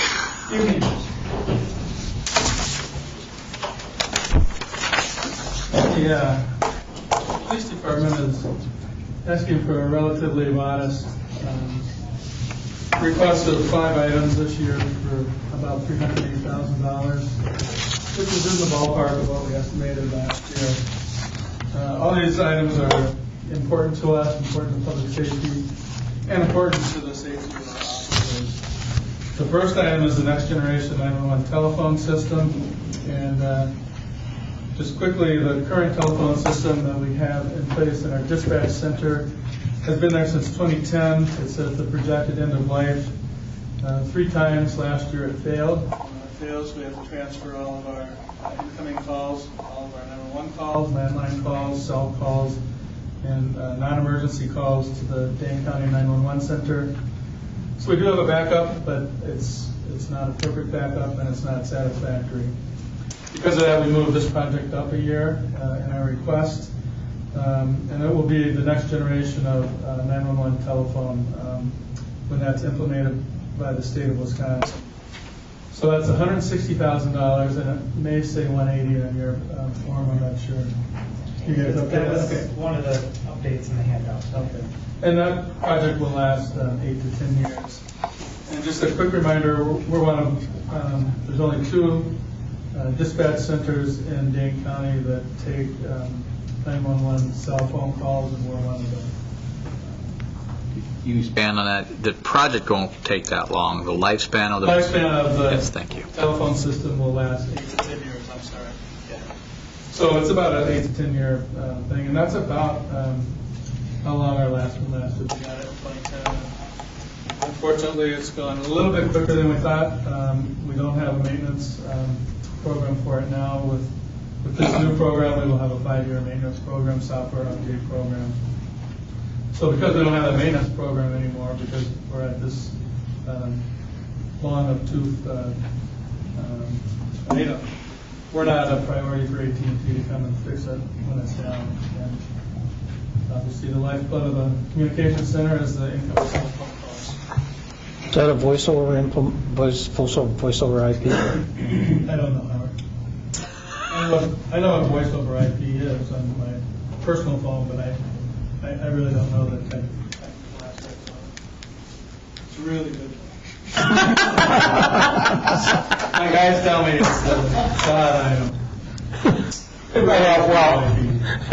I'm hoping that that's what you would find that it is, because that's the way the industry is and has been and is going. Yeah, we got, we joined in with Monona Police Department, and we got bids from 3 different vendors, and we decided not to go with AT&T this time. We're going with the same outfit that the Dane County 911 system is using right now. So, yeah, they know what they're doing, and I'm sure it's most up to date and stuff, because it will get us in place for the next generation of 911 centers, which is able to take now text, video, As long as you got that in writing. The next item we're asking for is we need a new records management system. Many of you know, and maybe some of the newer members of the council don't, but we're in a multi-jurisdictional records management system consortium. It consists of Verona Police Department, Pittsburgh, Monona, Sun Prairie, and Middleton. And we've had a records management system in place since 2005. And the records management system is probably the most important piece of equipment that we have in a police department. It's used on a daily basis. It records all of our police activities, our calls for services, our incidents, our citations, our accidents, our property and evidence, and police reports. So the RMS system that we have is at the end of its life, and because of that, they're not supporting it anymore. And in 2016, the FBI changed some of their requirements, and now police departments have to go to what's called incident-based reporting by 2021. Our current records management system will not support that. So we're in the process now of coming up with a request for proposals that will be ready by the fall, and we'll put that out. We hope to have the records management system ready to be in place by 2020 and then completed by 2021. And that's our share, that's $50,000 in 2019 and $50,000 in 2020. The entire cost is about $500,000. And the breakdown is done based on population percentages. So when we went into this record management system back in the early 2000s, we made a commitment to be in the shared records management system, and we're obligated to update this this hardware or software, and it will be $50,000 in the next 2 years. Is any other municipality paying 20%? All based on population. So Pittsburgh and Sun Prairie are paying more than we are. Verona less, Monona less. Okay. The next two items are things that maybe could be on the operating budget, but we're saving a lot of money by putting them into the capital budget. So every police officer has a taser. I feel that a taser is a piece of equipment that is really a safety factor for our officers and for our citizens, and it's a step below the use of deadly force. And that's why I feel very strongly that all the officers should have it and be trained in it. We're in what's called a taser replacement program that rotates replacement of our tasers in 3 years. So a third of the department will get new tasers next year, a third the following year, and the final third the year after that. It also, if we have a malfunction or taser is broken for whatever reason, like one of my officers wading through hip-deep water 2 weeks ago, which ruined the taser, and we had to get a new one. Based on this program that we already have in place, the taser was we just got one. Each taser costs about $1,000. So for the taser replacement program in 2019, it's $16,000. 2020, 16 something. 2021, 14 something. Now, again, we could not do that, and when I need new tasers, probably by 2021 or 2022, maybe it'll be $1,200 or $1,500 each by then, times 38.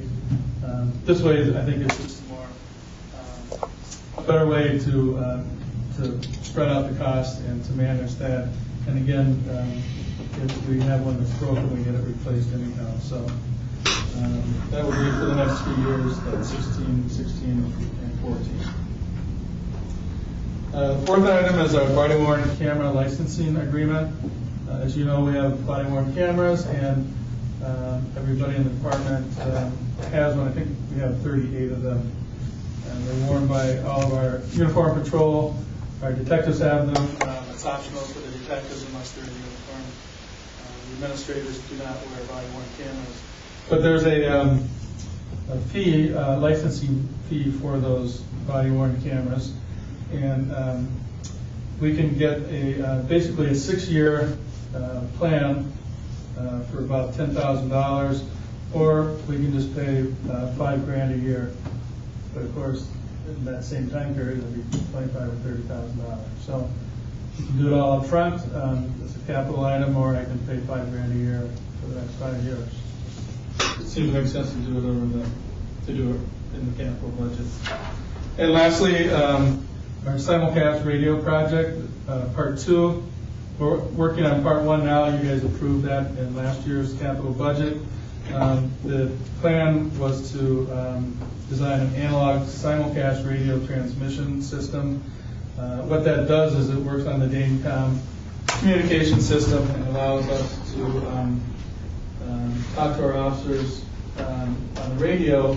The problem with the system that we piggyback off of, the Dane-Com system, is that it doesn't have a great penetration in buildings, parking garages, and so on. Frankly, a paramedic was in our EOC 2 weeks ago and wasn't able to transmit out on his portable radio, and that's just in the lower level of our police department. So it is an issue. We want to take that analog system to a digital system, and to do that, we'll again improve the coverage in buildings, and would be $71,000. So those are the 5 things that we need for 2019. If we attempted to move some of this stuff back to 2020 or 2021, I'd ask you to look at some of our requests in the future. And we need new portable radios. We need new squad car radios in the next few years, and those are pretty expensive items. So pushing something down the road is going to be an issue also.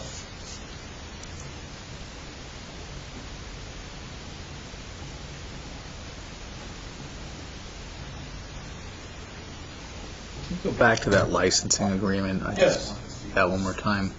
You said it was $2,000 a year for 5 years, or 10? $5,000 a year for the next 5 years, or we can pay this $10,325 basically for 6 years, because they're throwing the first year in and then the next 5. So it is, yeah, it's about $2,000 a year, but we can't pay it that way. Either $5,000 a year or $10,000 up front. I guess I really want the $10,000 up front. Yes, sir. It's Motorola. Panasonic. Not always the easiest to deal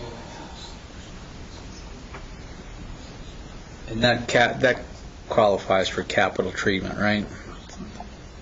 Yeah, it falls within our guidelines. Our guidelines are fairly open, but based on the dollar amount and then it's multiple years, it should fall into that.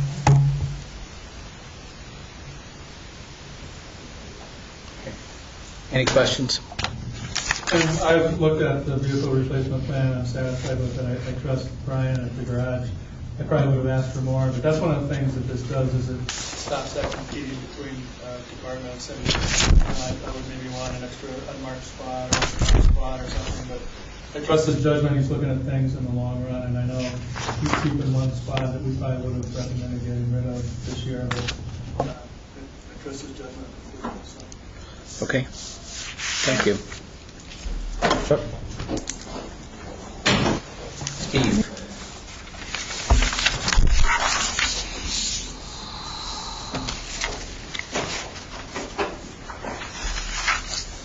Greetings.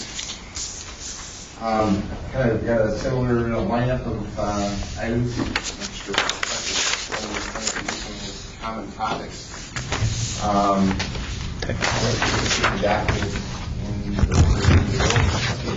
Mobile data computer replacements. The main thing which drives this is currently police department has mobile data computers, and I think the IT department pretty much services those, and they have those on a regular 3-year rotation. Well, our particular units right now were bought in 2013. And the most critical part about that is they're running on the Windows 7 operating system. And at the end of 2019, they were absolutely no Microsoft support whatsoever. So not only are they beyond a typical, replacement schedule, but the operating system creates lots of problems. So that $16,000 would replace everything you have. And I'll just offer up a little asterisk, because this is always the battle that goes back and forth when you talk about computers. Is that an IT thing or is that a departmental thing? But this is typically one that we've always managed within our own program, mainly because IT really doesn't support these. It's largely a connection with Dane County and runs all of our CAD systems and that type of thing. So it's been kind of debated over the years where it should sit, but that I guess would be your purview. The need is there. Where it sits and whose capital budget or under what category is subject to debate, if you will. Second item talks about mobile radio replacements. Here again, you've seen the narratives out there, both our mobile and portable radios. They acquired largely by federal Homeland Security funds back in 2008 and 2009. Nowadays, both the mobile and portable radios aren't kind of like they were in the old days. The new digital systems out there are essentially computers. And like anything else, they're 10 years into their life. Motorola, the current manufacturer, and their what they call their end-of-life cycle replacement. They're both mobile radios and the portable radios are there. Huge expenditures, but we're going to try and do this the best we can by splitting it across a couple of years. Mobile radios are more of an intense need right now. They no longer can receive firmware updates or software updates due to their age. And here's a piece of information. After the budget information was submitted, the Dane County System Administrator for the Dane County system advised everyone that there will have to be enhancements going forward to radio, something that's called Phase 2 compliance, which allows the system to handle more radio traffic down there. All that means is each individual radio that gets ordered, whether it's a portable or a mobile going forward from January 1, 2019, has to add a feature called Phase 2 or TDMA compliance. That adds a slight cost to each radio out there, so this $40,000 actually is a $45,000 figure. Again, that was not information that was available when this was put in, so that's a modification that would have to be made to that one end. Can you give us the 2-cent definition difference between a portable and a mobile? Yeah. A mobile radio typically sits in a vehicle. It's larger, has higher power, can transmit over longer distances on certain channels. It's ruggedized, so it's and that sort of environment, bouncing down the road and all that. It's got larger displays. It's designed for a vehicle. A portable radio is something that you carry in your hip. Smaller, something that you can communicate on many of the same channels. Doesn't have anywhere near the power. If you want to talk about wattages, 5 watts on a portable, 50 watts on a mobile. So. Okay, thank you. Any other questions on that? Okay. And we'll move on to EMS building and carpeting and painting. This is something that has been on the forecast. When we've done prior years on the 5-year projection out there. Right now, as of this month, our building is 10 years old. And of course, a lot of that original carpeting, painting, floor coverings that are in there are showing their wear. It's gotten to the point right now, the carpeting that's in there, we've tried our best to clean it multiple times. It's beyond that. Stained, worn, traffic patterns are pretty gross looking right now. Same with paint in the wall, a lot of dents, stains, and scratches, and those types of things. So, very important, I think, when you invest in our particular building, close to $2 million in a building. It's always one of those things out there that probably never gets addressed, but how do you keep it up long term to make sure that it makes its way through its life cycle and down into the road. So those requests are really to what I would call expected maintenance, much like you would in your own home and everything else. And this isn't a commercial type atmosphere. So. which is a related item, then the fourth item is a mezzanine storage area expansion, and this really is put as mandated because in the narrative I described, when our building was designed like anything else, preliminary design functions are put out there, costs are associated with that, and typically one of the first things that is done to try and do cost containment is they cut out storage space. And right now we've got various, equipment, supplies, and that type of thing that are stored in everything from the electrical room to the sprinkler riser room on the stairway to the mezzanine. And of course, we've now this year gotten citations from the fire department because those are all fire code violations. We have no place to go with this stuff. So, looking at our building, can't really put on an addition. But the only place we can do is above the mezzanine area in the garage. There's an opening in that stairway that's clear all the way up to the ceiling. That could have a properly designed and engineered storage area added into that area, which would essentially relieve all that areas of storage in what otherwise are designated areas that must be clear for purposes of fire code. Can't pile boxes in front of electrical panels. You can't put it in front of your sprinkler riser. You certainly can't have it on a stairway for egress. So that's the rundown that I have. Any questions on that? And I do want to call attention to one thing. I know you're not talking about future years, but I did have this discussion with the department to jump ahead to 2021. And I just want to give you kind of at least understanding of a dilemma that we have. But there's a request in there for an emergency response vehicle for whoever sits in the EMS chief position. And I want to describe, this has been one heck of a year when it comes to major events going on in and around our communities out there. We first know about our own situation here a couple weeks ago. We knew about the Sunflower explosion that went on. We knew about a 29-car pileup on Highway 151 inside Verona. And the way public safety has evolved, many communities don't have unlimited resources. And when these large-scale events come in, we rely on each other to respond into each other's communities to help staff up, particularly in these large incidents, command staff positions. So I responded to the Sun Prairie incident as well as to that Verona incident. And right now, my only way to respond to something like that is in my personal vehicle. You can imagine all of those were huge traffic jams. You can't get a personal vehicle into those types of scenes. Second of all, if my private insurance knew that I was using my personal vehicle to do emergency response, they probably would drop my insurance immediately. It's just not a good situation to be in. You can look at our other public safety departments. The fire department has 6 staffed vehicles that they use. I can't speak for the police department, but I know they've got numerous unmarked vehicles. All we've got are 2 ambulances. If we're going to do, proper emergency response and preparation, the situation that I have to deal with right now just doesn't cut it.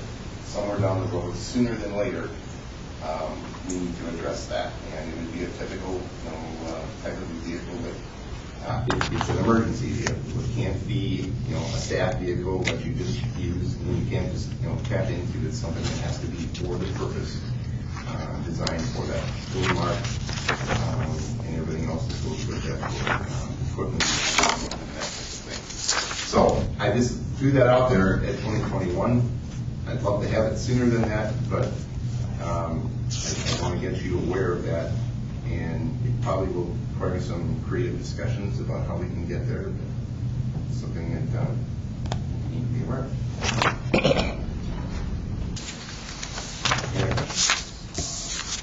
I got a question for you, Steve. Okay.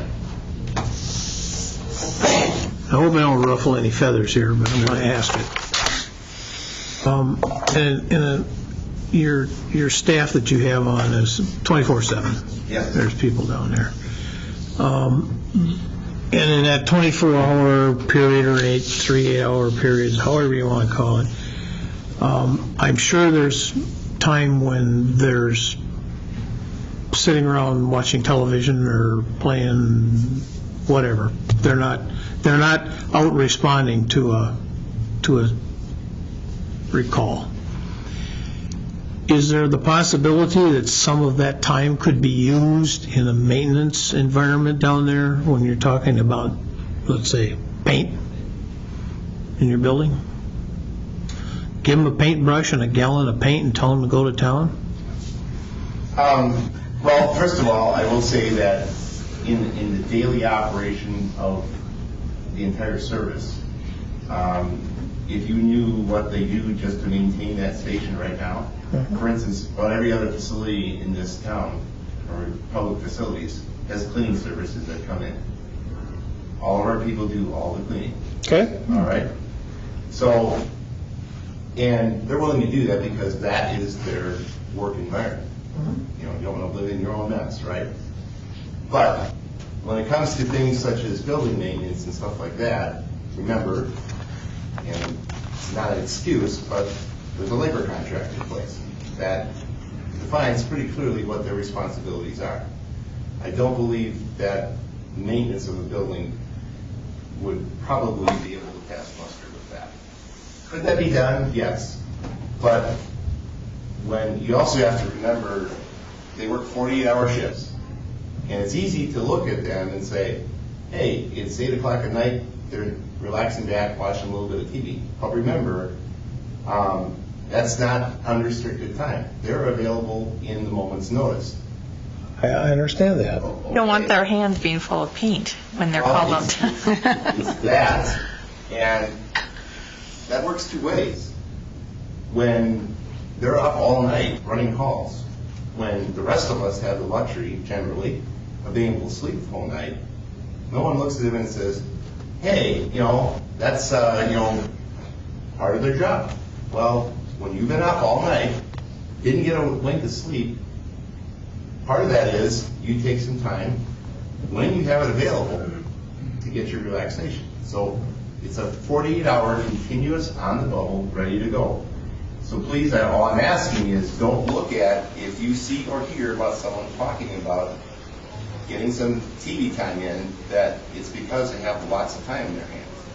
It's, imagine yourself working 48 hours straight at a job and being on the bubble, expected to do productivity for all 48 hours. The human body can't handle that.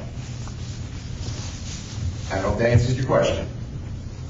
So what I hear you saying is that your labor contract might be suspect, but does your labor contract allow for them to do the vacuuming and the cleaning of the facilities? It does? It calls that out. Okay. I haven't read your contract, so I don't know. I was just asking a question. I'm thinking. Actually, I enjoy getting those questions. I'm thinking this is those guys' house. Yeah. Really. I mean, they take pride in it. They take care about what it looks like and what it does. And I'm thinking, man, give them a paintbrush and a gallon of paint when they got a few minutes and tell them to go to work. I don't want them dropping that and having to go on a call. Yeah. Why not? And take a look at how the building is constructed. I do that at home when the wife gets after me. You know, things like that, we're best to get the professionals in there. Just looking for ways to get stuff done. Broader issue is if there's a clogged toilet in this building, who gets called? I don't know, ask Steve. You don't know, Mike, who gets called? Pardon me? No. In this building, if there's a light bulb burned out, or there's a toilet backed up, or the electrical switch doesn't work, who gets called? Todd Parkos. Okay. So basically our building inspection services, or there are facility managers, right? So maybe the more appropriate question is, why wouldn't the facility managers have time to do these types of projects? I'm not saying that they do, but wouldn't it be more appropriate to ask, wouldn't these facility managers have time to do these small painting projects around the city? Don't have to answer it, it's just food for thought. Oh, I would like to answer it. We paid Todd Parkos primarily to be our electrical inspector. And so he's using a certain set of skills as an electrical inspector. When he has more capacity, he does our building facilities. And he comes in, he puts the flag up in the morning, and he does a variety of things for us. But I don't need to know everything he does every day. I'm just asking, maybe it's appropriate for the people that are facilities managers, right? They're already doing LED bulb replacements, right? I consider light painting to be in that same purview, I guess. So, Mike Teaser, who's 20 hours a week, is able to do stuff like that. right? Or you have FTEs in the summertime that work somewhere. On a rainy day where you can't be out cutting the grass, is it appropriate that maybe they paint? I'm just saying that we don't need to be stuck in these silos about what staffing is doing. We ought to be able to free 3 or 4 hours of labor from somebody to do these small projects. We actually utilize our public lands crew during the winter for various woodworking projects and around City Hall in particular, but I think also at the Mock. So there is some of that going on, and when they have downtime. I'll just add one thing there, but how much actually our staff members do when it comes to maintenance, for instance? Are they downfall or downpour we had here? We had several roof leaks in our building, and That's a new building. You got a leak to your roof already? oh, you're on the fire commission. Haven't you heard about what happened at the fire department? How long they've been dealing with roof leaks? They got roof leaks too? Am I going to hear about that next week? You probably will. So, but I'll make the long story short, we ended up having a number of roof leaks. Chris Waddell, one of our medics, worked with Shannon here, and come to find out, like anything else, when contractors build these buildings, they will cut corners in certain places, and the roof-mounted storage drains that go internally, they have various fittings and connections in there, and they put about the cheapest darn rubber Fernco fittings in there that are now all deteriorating. And Shannon, the plumbing guy here, is going to be providing service here, looked at it and said, they could have spent $20 more on a quality fitting, and now we're dealing with this kind of stuff. So Chris did all the legwork, getting the plumbers arranged, getting the roofers arranged, doing all the inspections, doing all the photos to get all this stuff arranged. So we do have a part in maintaining our building. So They obviously found a time and ability to do that. well, it was a high priority thing when water pouring in your building. If that gets to be a problem, go to Menards, get some blue tarps, throw it over the roof. I didn't know you had a leaky roof. Anything else for Steve? Didn't know you had, or fire department's got that either. Oh, yeah. It's probably 10 times worse than what our building is. So. Yeah. So I did that already. Oh, I don't want to hear that. I'd rather keep going. I don't want to be here till 10 o'clock, so. Quitting at 9. Quitting at 9. Our labor contract says we're done at 9, right? Right. Public lands. Matt, Mark.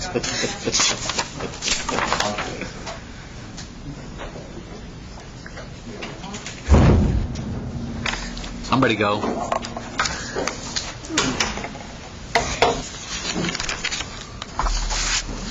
God, you're kidding. We got leak in the roofs. So listing the projects that you see there in front of you, the priority listing does remain the same, with the one caveat being that if we cannot find alternative sources for some of this planning based on the last 2 weeks, that we would probably ask for the planning of the Grand Creek corridor to become the #1 priority. We were talking earlier today that the actual planning process might actually be covered underneath some of the FEMA potential. So if that would be the case, then we would go that route with that plan. But if it would not be, then that would have to be probably elevated. You won't even find that on the list because I had 26 slots, I had more than 26 projects for the service plan. So the second very straightforward master plan process, we had estimated at $8,000. Aside from that, let's just start with number one. The trail boardwalk redecking, that's the boardwalk that runs the backside of Century Avenue. That boardwalk itself, the frames are galvanized steel, so that's all fine. The boards themselves are pushing in the range of 12 to 15 years old. We also have had a large number of accidents on that boardwalk due to the slippery nature of those boards. We've tried numerous different ways to address that, whether that's through recycled lumber. We also did experiments with Trex, composite decking, and other things like that. This last year, though, we did run a bit of a pilot with the entrance off of Marina Drive with the addition of these fiberglass rumble strips, I'll call them that. And that combination on top of the boards really did provide a good grip surface. And plus, benefit was it really slowed down bicycle traffic as well. It ended up being more of a speed bump for bicycles, which, in my opinion, really is the number one reason why we had enough number of the bike accidents to begin with, because they just went too fast down the boardwalk. So that is the number one need to get that redecked. In addition to that, after the flooding episode, there was about 4 or 5 inches of mud over all of them. So that's not really helping with the life on those. Number 2, Bach Community Forest. This one you've seen on the list a good number of years now. In large part, we get matching funds. Oh, I'm sorry. I was looking at the wrong one. I'm sorry, my bad.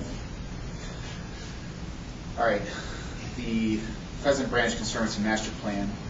That one, the last plan done there was about 20 years ago. Master plans as a whole really should be, less than 10. And what we really are envisioning there is a vegetation survey to see what's there, along with additions of, how our trails are doing, if they're meeting the needs. Also, then we're also trying to incorporate some more technology usage into the Pheasant Branch Conservancy, whether that's phone apps or wayfinding points.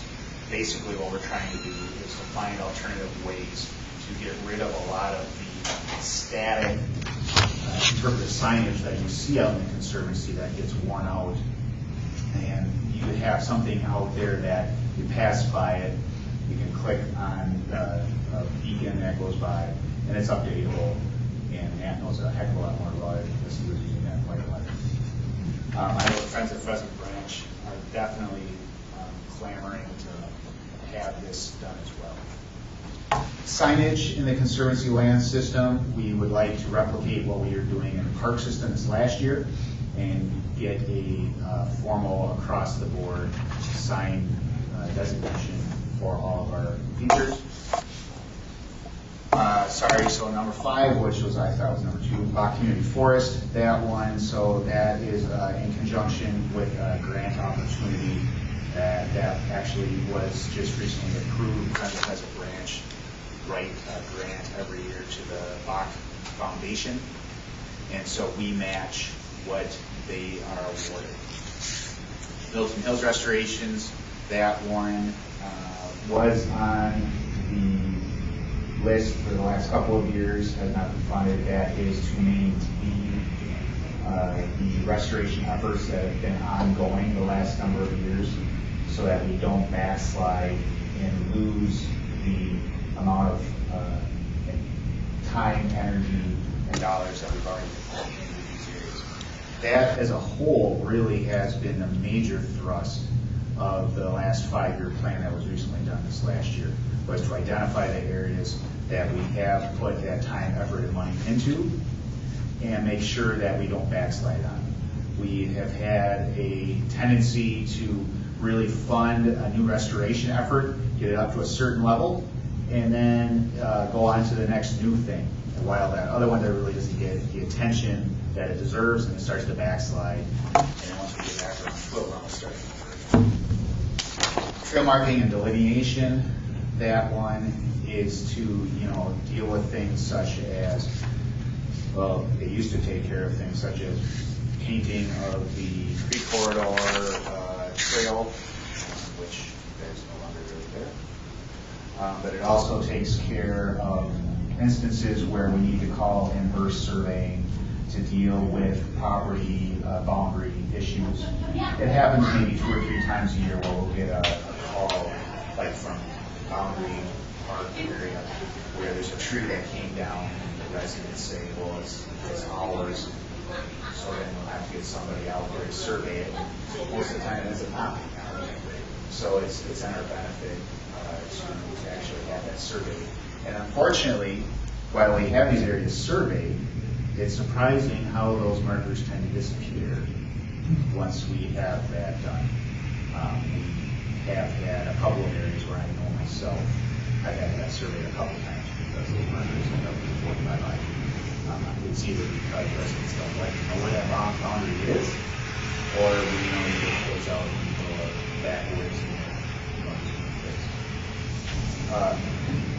Pleasant Branch South tile rate. This would be an ongoing or a continuation of a project that was started about maybe 4 years ago now, where we did break up another section of tile. There are a few sections of tile in there. Pleasant Branch Conservancy as a whole, back in the 1930s, for the most part, really was more of a dried out agricultural area. It was used for swamp hay. They would go down through there and actually mow it off, bale it out. I think there was actually some history of some cattle grazing in there too. So those old tiles are in there. And by breaking that up, we reintroduced the original hydrology to that area, which further benefits the wetland, prairie nature of that, bird habitat, all that goes along with that. And then lastly, the Hidden Oaks Master Plan. Hidden Oaks, we recently became owners of about a 30 to 40 acre woodlot that sits up on the end of one of the cul-de-sacs. That area has been sitting there just being how it is. But we don't really have anything to say what we should do with it, if anything. About the only thing that I do know that we've got going on in that old woodlot is we have an Oakville cell. And Oakville is one of the issues, or I should say identified nuisances in the city ordinance that goes along with Dutch elm disease and emerald ash borer. So in reality, I should be doing something with that cell Oakville. But at the same time, we don't have any other kind of planning process to kind of go along with that to say, well, what are we doing with it? Is it just going to sit there and continue to be a woodlot, or should we try to do something to enhance that area? I have had a couple of phone calls within the last year from residents that live in the Hidden Oaks neighborhood area asking exactly that question. What are we doing with it? And I have to just say, well, we're not really doing anything with it. That's a quick and dirty on the Conservancy lands listing that we've got. Any questions? Mark, said you just recently took responsibility for 40 acres of woods? I think it's approximately that. Has it always been private and somebody gave it to you, or did you buy it? Or? The thing of it was that it was one of those things that after a number of years, it was over to the city responsibility. It wasn't something that we got originally with the Hidden Oaks. So it wasn't part of a plat that says public property? I'm pretty sure that's the case. So, okay. Or I could refrain it too and saying the second option would be we weren't aware that we had one of those two. Are you talking about this area, Mark? Yes. At the north part of the development?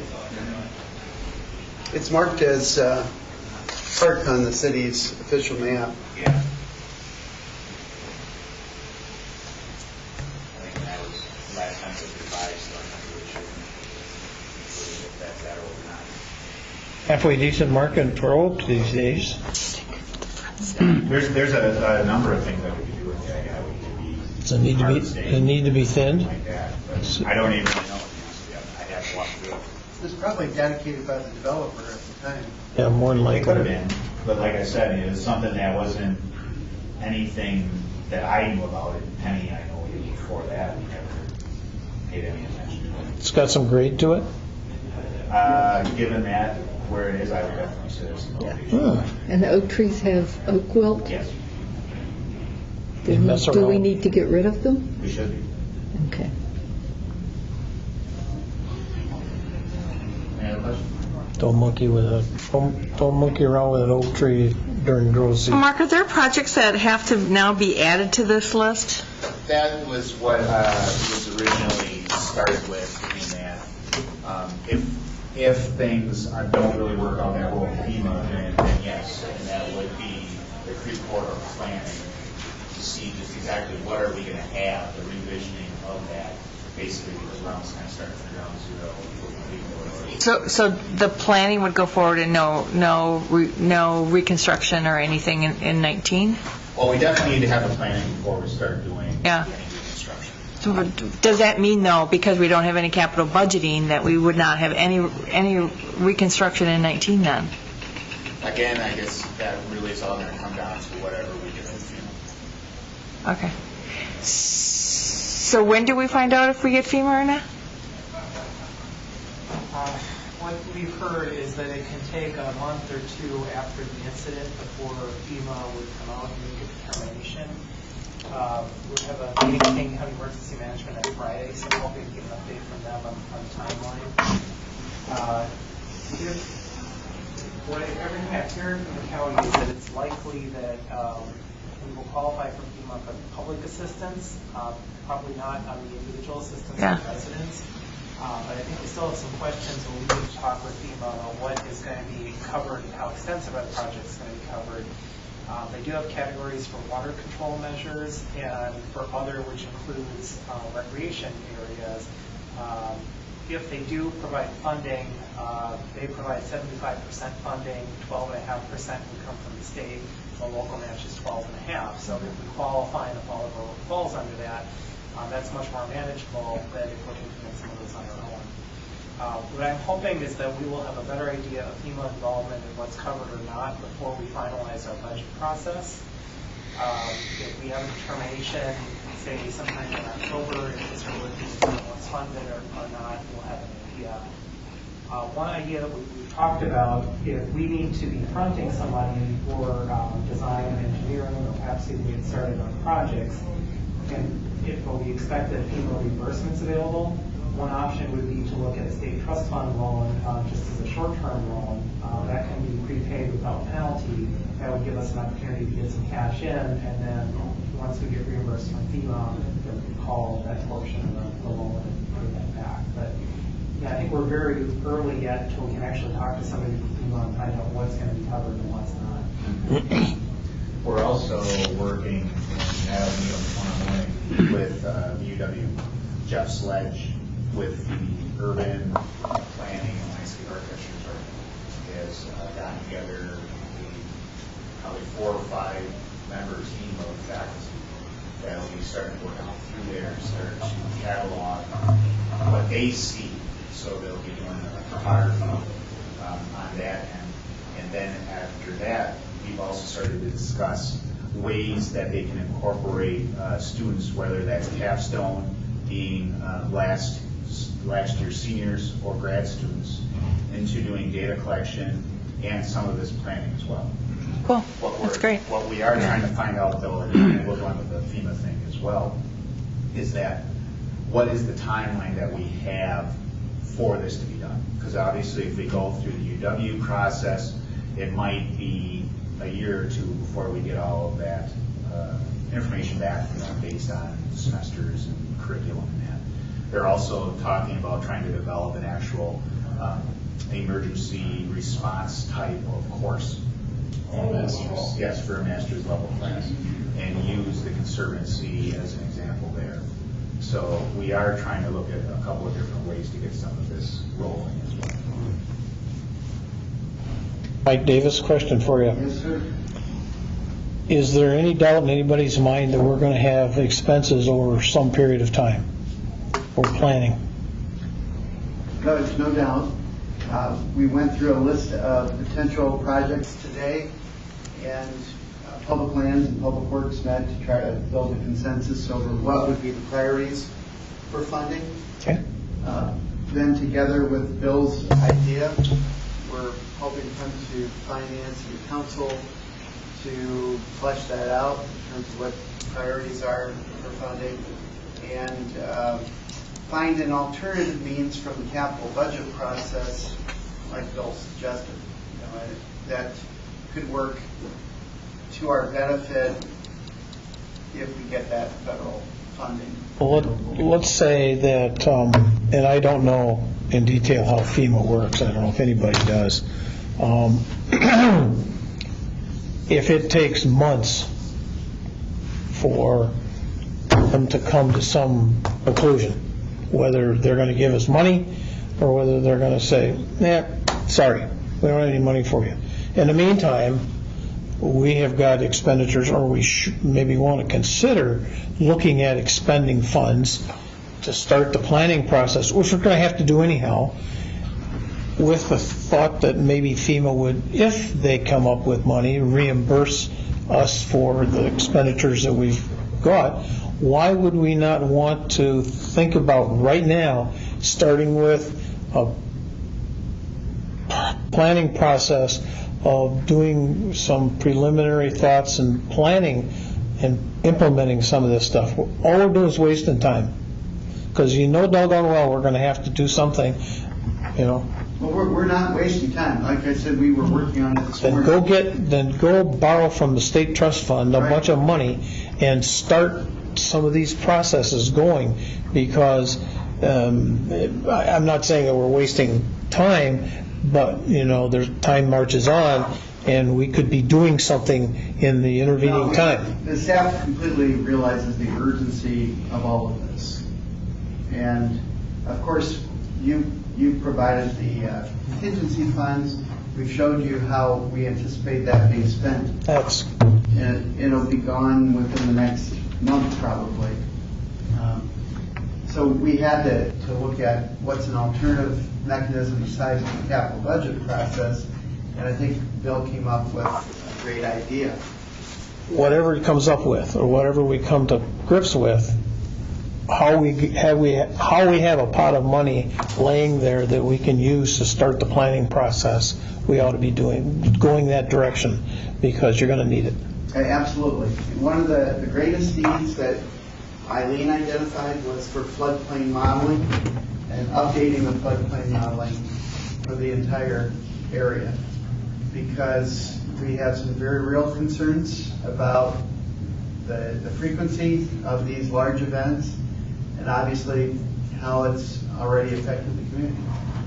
So, Bill, in order to set our mill rate and to get our property tax bills out, we have a certain deadline. Is there any deadline for our capital budget to be approved? By the end of the year. Okay, so, but it doesn't have that November 30th or, Yeah, there's a requirement to set the mill rate for tax bills. Right. As far as the capital budget, I think that would be the end of the year, and you could always adopt something and amend it as you need to.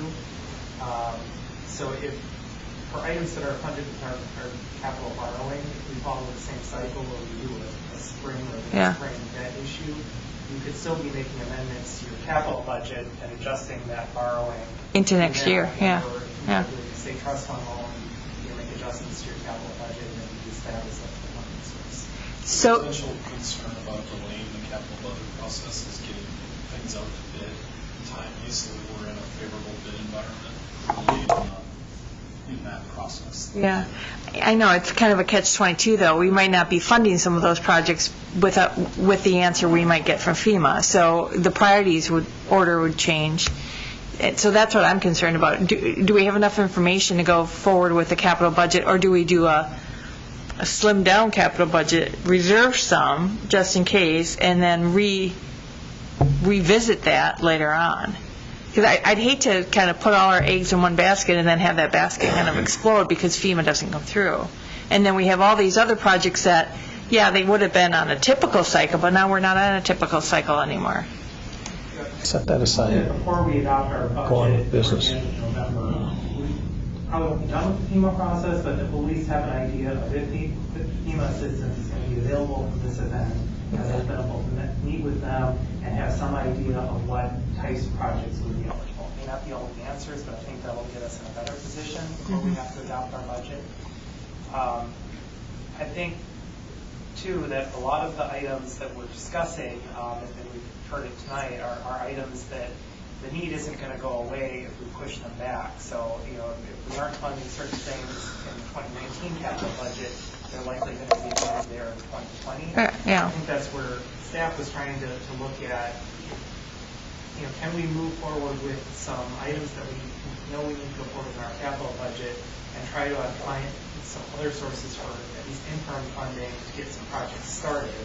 Obviously, the big question is FEMA. If for some reason FEMA is not at all involved in this, we can still stay in Wisconsin, but probably won't get as much assistance that route. So I think that's the big question: is FEMA going to be involved? If we know they're involved, we're still working on the details. I think that gives us some comfort to move forward. No, I just, in the past, we've always, like capital budget's easy, we put it aside and then we get to the general fund. So I think we might have to take a different tact this year, is kind of be a little bit more flexible in our timing.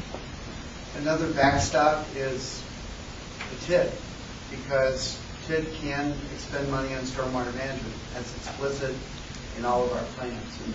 And so anything related to stormwater management, we've got a good angle for expending TID funds. But the difference is, do you have the cash in TID 3 to do that? Bill estimated $2.6 million in cash available this year. That's this year. Okay.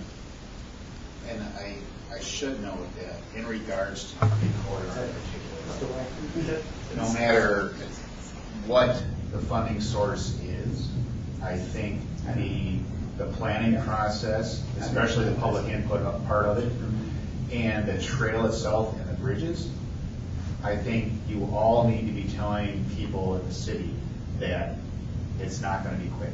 Yeah. I would say we'd be doing darn good if it was ready to go by this time next year, because we need to look at the bridge lengths, the positioning of them, where the trail goes. I don't think it's going to be something where we can honestly just say it's going to go right back in exactly the way it was. Mm-hmm. And so because of that, along with the floodplain modeling, where we can look for additional capacity, those type of issues, it's going to take some time. And I agree with Howard that starting that planning process now is imperative. Mm-hmm. But the actual construction part of it's going to take a while. some time. I could totally envision seeing a lot more vegetation coming out of there to facilitate the flow and storage capacity of that. And for the public to have that corridor, which was pretty thick, to go to an open setting that it's going to be. It's going to take some very good politicking on our end to really get that across and to be accepted and say, hey, this is why we need to do it, and it's going to be okay. It's going to be a new normal, but it's going to be okay. And it's going to add a lot for flood control or managing and keeping those banks stable.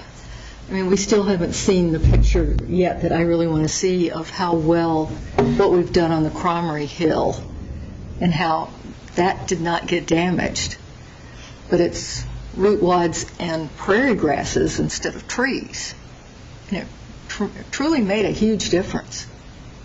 So I think bottom line is it's going to take some time. I hate to ride this horse any further, but, I have, just among us gathered here, I have little confidence that FEMA is going to do a whole lot for you in the long run.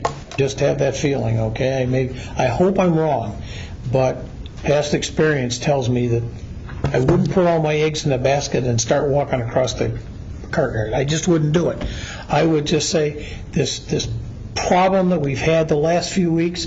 We handle this separately, we fund this separately, and we go on with the planning and the operations of the budgeting and for the city, not thinking about the fact that we got to figure out, how can we intermix, or how can we do something with somebody else's funding, which we may never get. I just wouldn't go that direction. I would just say, compartmentalize the problem that we've all got, okay, that all of our staffing has got. You got millions of dollars worth of damage that you got to take care of. But the city has to continue to run next week and next month on a regular, plain old operating budget that has nothing to do with FEMA or with the feds or with anybody else.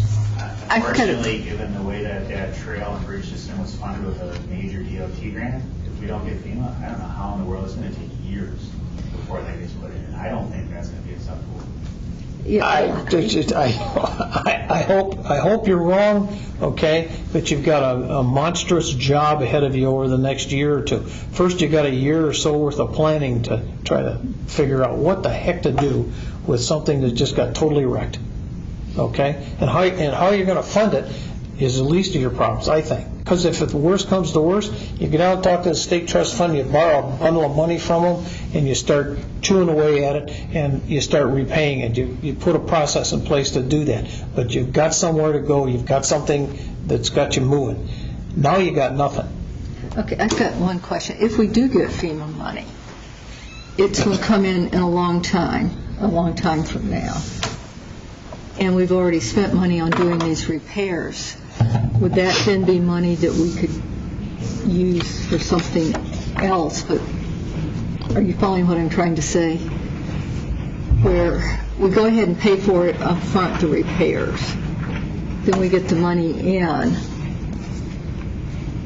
Can that be used for something else? Depends on what's reimbursable, right? Yeah, so that's what just because we prepay, it doesn't mean that the expenditure is not on the table. No, that's not what I'm saying. No, we've got to pay for it no matter what. Yeah, and there's no point in waiting for FEMA if it's a cost we've got to do anyway. But if we get FEMA money, we don't lose the FEMA money because we've prepaid. Oh.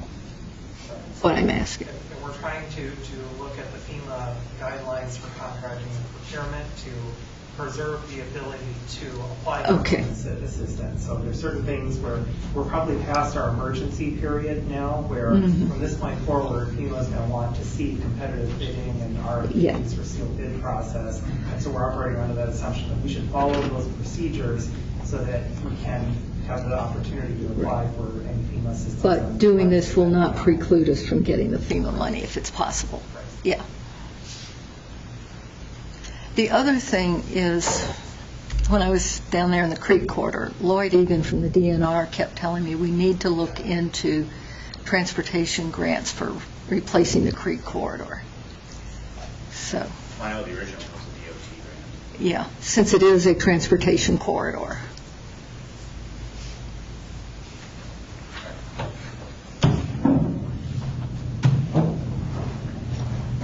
My 2 cents on the subject matter. I know it's hyperbole, but there isn't a capital project that we're going to discuss tonight in my department that ranks higher than replacing what we've lost and how the community feels about those areas that have been missed.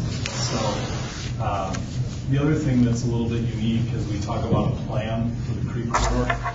It's an RFP process that we've never created, and there are very few models that look at How about that many trees falling down on the property? area with as many issues Lumber. that we're dealing with. That's all it is a pain in the The ability to Which turn is an the RFP volume. around and have consultants magically prepare proposals is going to be a process that we've got to work through as well. The flood response unfortunately didn't allow us to get time to put the Conservancy Lands projects into this presentation. It's a presentation that PRFC saw as we went through the initial capital presentation of them. The first project on your list is the bike park trailhead parking and access drive. I'm really trying to separate this from any other projects out there, and I think the merit from my council standpoint is is there value in the bike park and resolving the conflict between golf and the bike park in terms of users and separating the access and parking and amenities and the trail development. The next slide shows funding that we're either have secured or feel that is strongly likely. We have last year PRFC approved $420,000 from park funds to go towards this project. There's been some money spent on planning and design work that Strand's done, as well as the installation of the fence that was put in to help with those issues. We've received our large stewardship application, came back with $14,000. You may remember we asked for $860,000. So they awarded $14,000 towards the path project. And then I'm confident that we can achieve a 50% share grant with Dane County through their park and ride program, and then meeting with them for this grant application. The expenses, you see the extension of the parkway, the 60-stall parking lot, the extension of the path, and the bike park improvements. We have a funding gap in capital request that's a little bit different than the number included because of the addition of the $115,000 grant that we're hopeful to receive. So there's a gap to complete this project, and that could be funded through capital. It could be an additional request from Park Development. Emerald Ash Borer, through aggressive management of the issue, all ash trees have been removed at this point. There is a backlog of 450 trees that were removed this year that need to be planted next year. And this would be then the final year of the EAB. All those trees are on public property? Yes, that's correct. Okay. You said all the ash trees have been removed. You've got a long ways to go, Bunky. All the public ash trees. We've had a continual effort to upgrade the infrastructure at the Aquatic Center. On the docket for next year is our security cameras. On the left, the 4 panels show you the grainy footage that we currently have at the Aquatic Center. There are 2 cameras. We've had a consultant that's worked with the police department, as well as the police department, analyze the Aquatic Center and identify that an 11 camera system is the right number. This would be fully integrated with the police department's system and accessible through their access. On the right, you see the 4 exterior views of the police department and the quality footage of a current and upgraded system. The short-term Aquatic Center needs, this is a slide from the feasibility study that was completed last year, and it's more of an awareness item in terms of that in 2023 we've got a large number in the CIP for a future renovation or upgrade of the outdoor aquatic center. And I've included some slides to try and highlight that some of that infrastructure, the pool on the outside looks nice and well kept based on the maintenance practices and good work of city staff over the years. I wouldn't call it a ticking time bomb, but there is a long-term concern for that infrastructure. A lot of it predates the 1997, 1998 vintage of the pool and goes back to 1976. And one of the things that we're asking PRC Finance Council is should a committee be tasked with looking at the long-term needs of the aquatic center and starting to discuss a plan for what needs to happen in the future. The pool that was constructed in 1976 was under construction 21 years later, and as we open next year, the current iteration of the pool will have outlived its predecessor. One of our significant goals as we move forward in how we operate is to transfer our mowing operations from full-time staff to our LTE staff. This would then free up our full-time staff to do more projects and better keep up with the growing list of maintenance demands.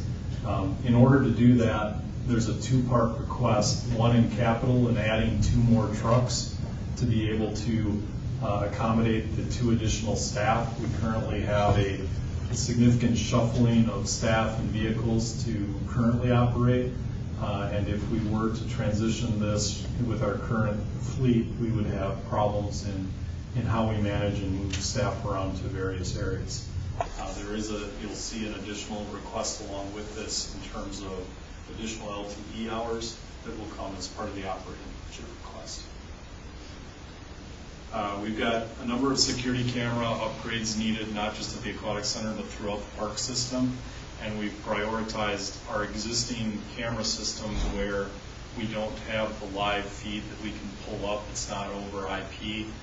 So these are static systems that you have to go and download footage off of. And the technology that we're dealing with often leaves us with grainy images that we can't make out who may have perpetrated a crime or be the individual that we'd like to speak to about something identified in the camera footage. Playground replacement program. Last year we developed a program to replace playgrounds on a 25-year cycle. We have 2 playgrounds that are up next year. One of these could potentially be an insurance claim as part of the flood response. We'll learn more about that in the future. That's at Woodside Heights. If you haven't been there, the playground's been underwater and continues to be underwater, or a good majority of it. Also, Parisi. These were installed in 1994 and up for replacement. Park shelter construction. Our future schedule has 2019 Penny Klein Park, 2020 Lakeview Park, and 2021 Parisi Park. The goal as we look at the Penny Klein Park shelter is to use a similar architectural rendering floor plan as what's currently being constructed at Taylor Park, but increasing the seating capacity from 50 to 100 to accommodate larger groups and events at that location. Tennis court maintenance. This last year we resurfaced the Orchid Heights. We did crack repair and resurfaced, put in new nets, new net posts at Orchid Heights. Turned out really well.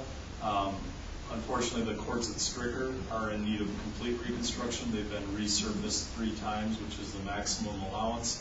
So this is a complete reconstruction of those courts that are in poor shape.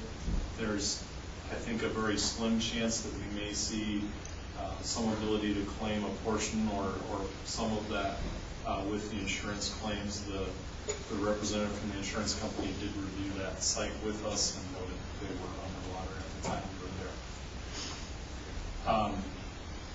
One thing I just want to talk in general is I felt last year that PRFC awarded and moved forward on some projects that really were park maintenance and were funded from the Park Development Fund. And I know we've got a lot of financial needs and issues, and I think we've got to be careful of how we use that funding source moving forward, that it's for new product or new park development, but not maintain our existing infrastructure. And I think it becomes a challenge as we move forward with limited funding, that tends to be an easy go-to to replace a playground or repair a tennis court, but that's not the intention of that funding mechanism as well. Happy to answer any questions or further clarify any of the projects. Tennis courts down at Stricker's underwater? I think it's been under, a portion of it's been underwater. It's still underwater. Can you safely save something that's been sitting underwater like that? It's a question that in my 20 years I've never had to answer, so we will have to evaluate it as the water recedes. I know they're making good effort on the pumping process, and hopefully we're able to get into those areas and assess them here in the very near future. I will say that same area was underwater both in 2000 and 2008. Same tennis court, I'm pretty sure. Yeah. And I'll kick myself for bringing this up, but I know we've had some neighborhood concerns there about the frequent flooding of the park, and that the park really doubles as a a stormwater amenity, and the planning side of my brain says that maybe we need to look at a study there to determine is putting a tennis court or a basketball court or these amenities the best thing for that site without a better stormwater plan at that location. Mm-hmm. Which won't be popular to those that like to park and use those amenities. It's amazing how many people are there every day, though. That's a very popular park.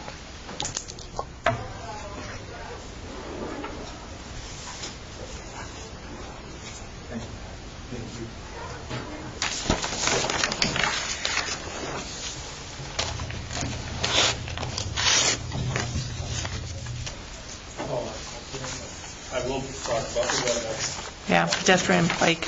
There's one project for Bike Head in 2019, and prior to the flooding, it is our most, once the Lakeview contractor's in and repairs, we've got a contractor to do the trail system at Lakeview Park this summer. So the worst condition trail really picks up where our last project left off along Deming behind Standard Imaging and continues to Jitters.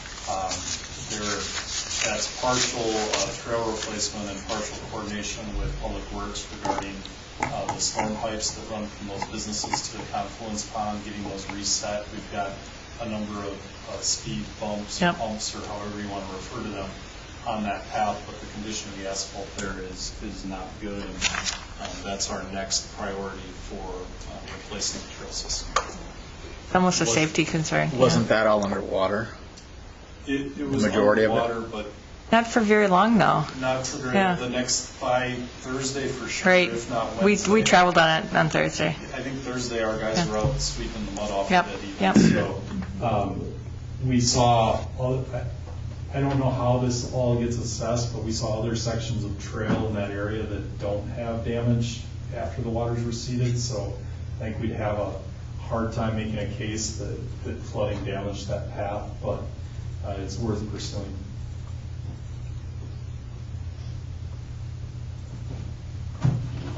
Okay.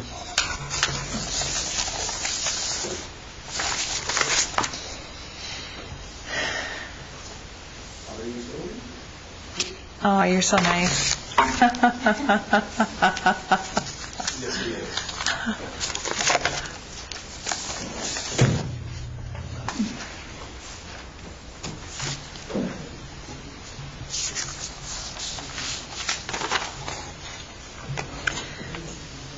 Do you have any questions on Yeah, you know, There's really? Melissa, I think the bigger issue here, you have a set of things that you're trying to get done every year. The bigger issue is whether or not the water utility has the rate capacity to absorb this stuff, or whether we're still in a deficit position. When's the next time a rate case is going to get done? Do we get whole?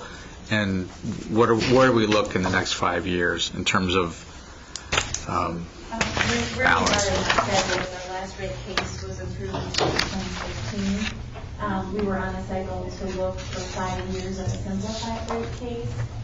Dave and I, as a part of the budget development, talked about the fact that that will probably come up quicker than that 5 years in 2020 or 2021, that we'd be looking at a full rate study.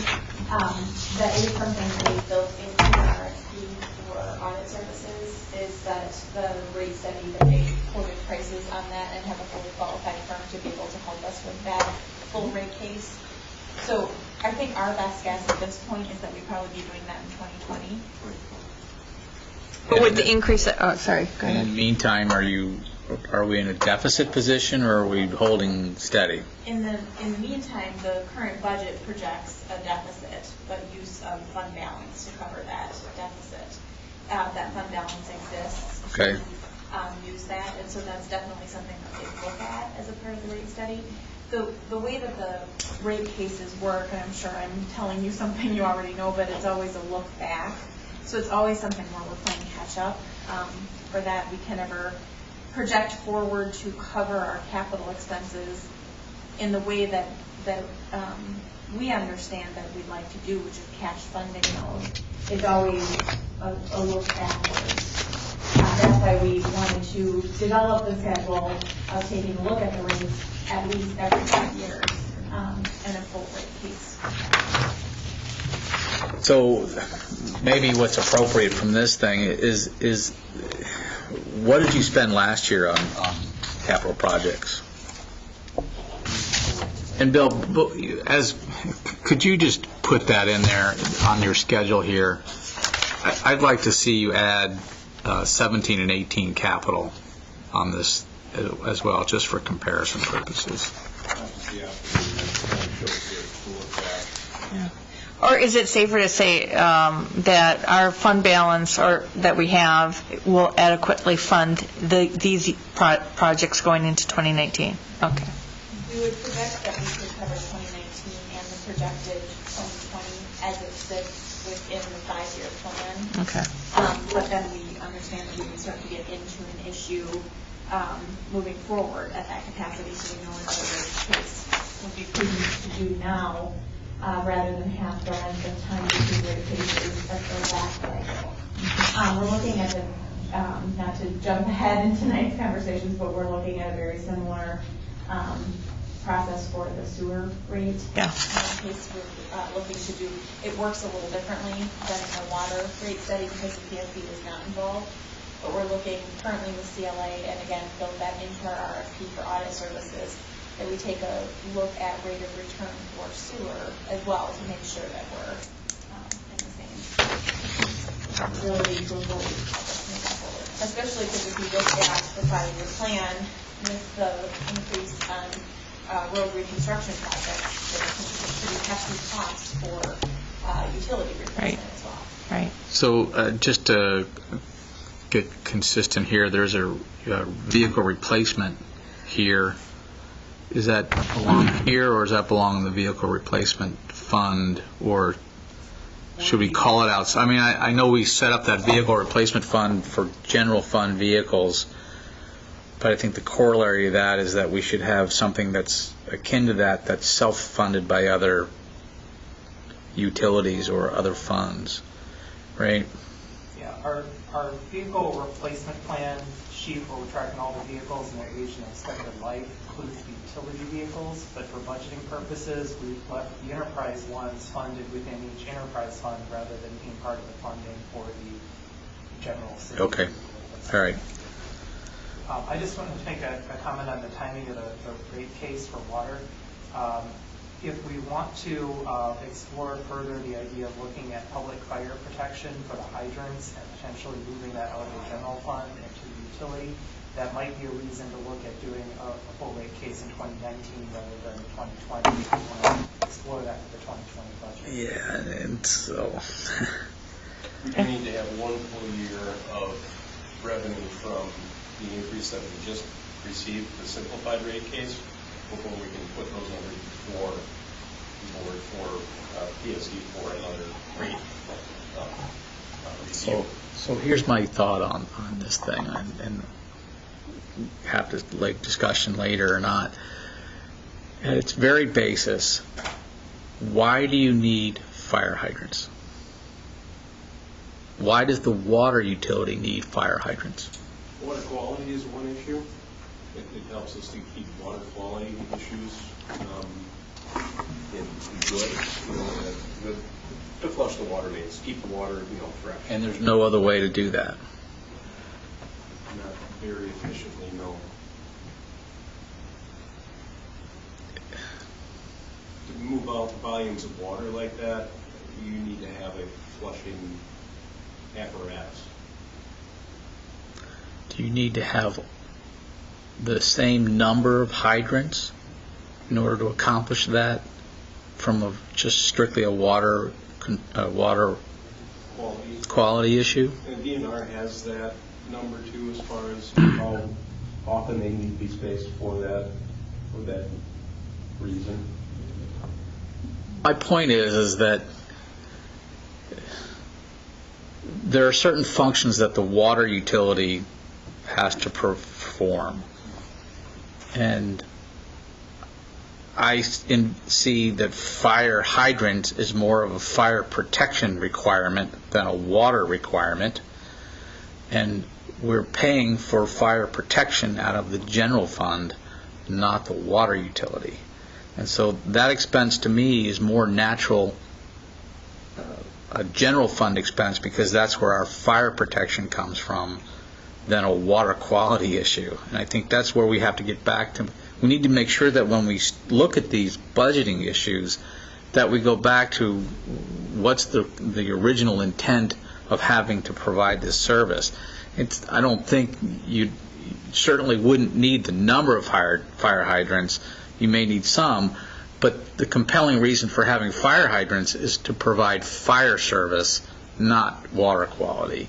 And that says to me that belongs in the general fund, not a water utility or sewer utility or some other utility. So we just need to be careful when we make these decisions that we think about what's the competence that we're trying to describe from a budgetary perspective, and it's not water quality, it's fire protection. I just want to say, I do think it's clearly a policy issue, and the point of raising it at the budget kickoff was just to identify potential policy issues as bigger term issues for the city to look at. I think there's arguments on either side. Certainly the one that you're outlining is one of those. Look at which fund makes sense from what the goal of the service is. I think the other thing to consider is that because of the state restrictions that have been placed on us for the general fund, the focus of restraint and levy limits, it really ties the hands of municipalities to look for ways to increase revenue in the general fund, and that's why a lot of municipalities have looked at alternatives wherever there's opportunities to create fees or shift costs out of the general fund to other areas. So that was the point of raising that as a potential policy issue for the council. And there's compelling reasons everywhere here, right? So one of the impacts of the big Republican tax cut is that the deductions for personal property tax or for property taxes has been capped. So there are many residences in Middleton that that property taxes will no longer be deductible above that cap, and I think we need to be concerned of that as well.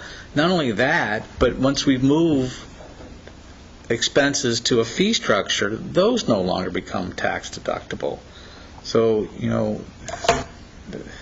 it's more than just the city fine. I mean, over the last several years, people have made these impassioned speeches that we shouldn't raise taxes because the seniors don't have that available cash, or the renters don't have that available cash to pay an additional rent when we raise the property taxes on the apartment owners. So we just need to be careful. Maybe the thing to do is, instead of playing these games, is to seriously think about whether we should go to some referendum and raise our own cap, right? As opposed to playing these games that have these ancillary effects that are more painful than just going to referendum. Get off my soapbox now.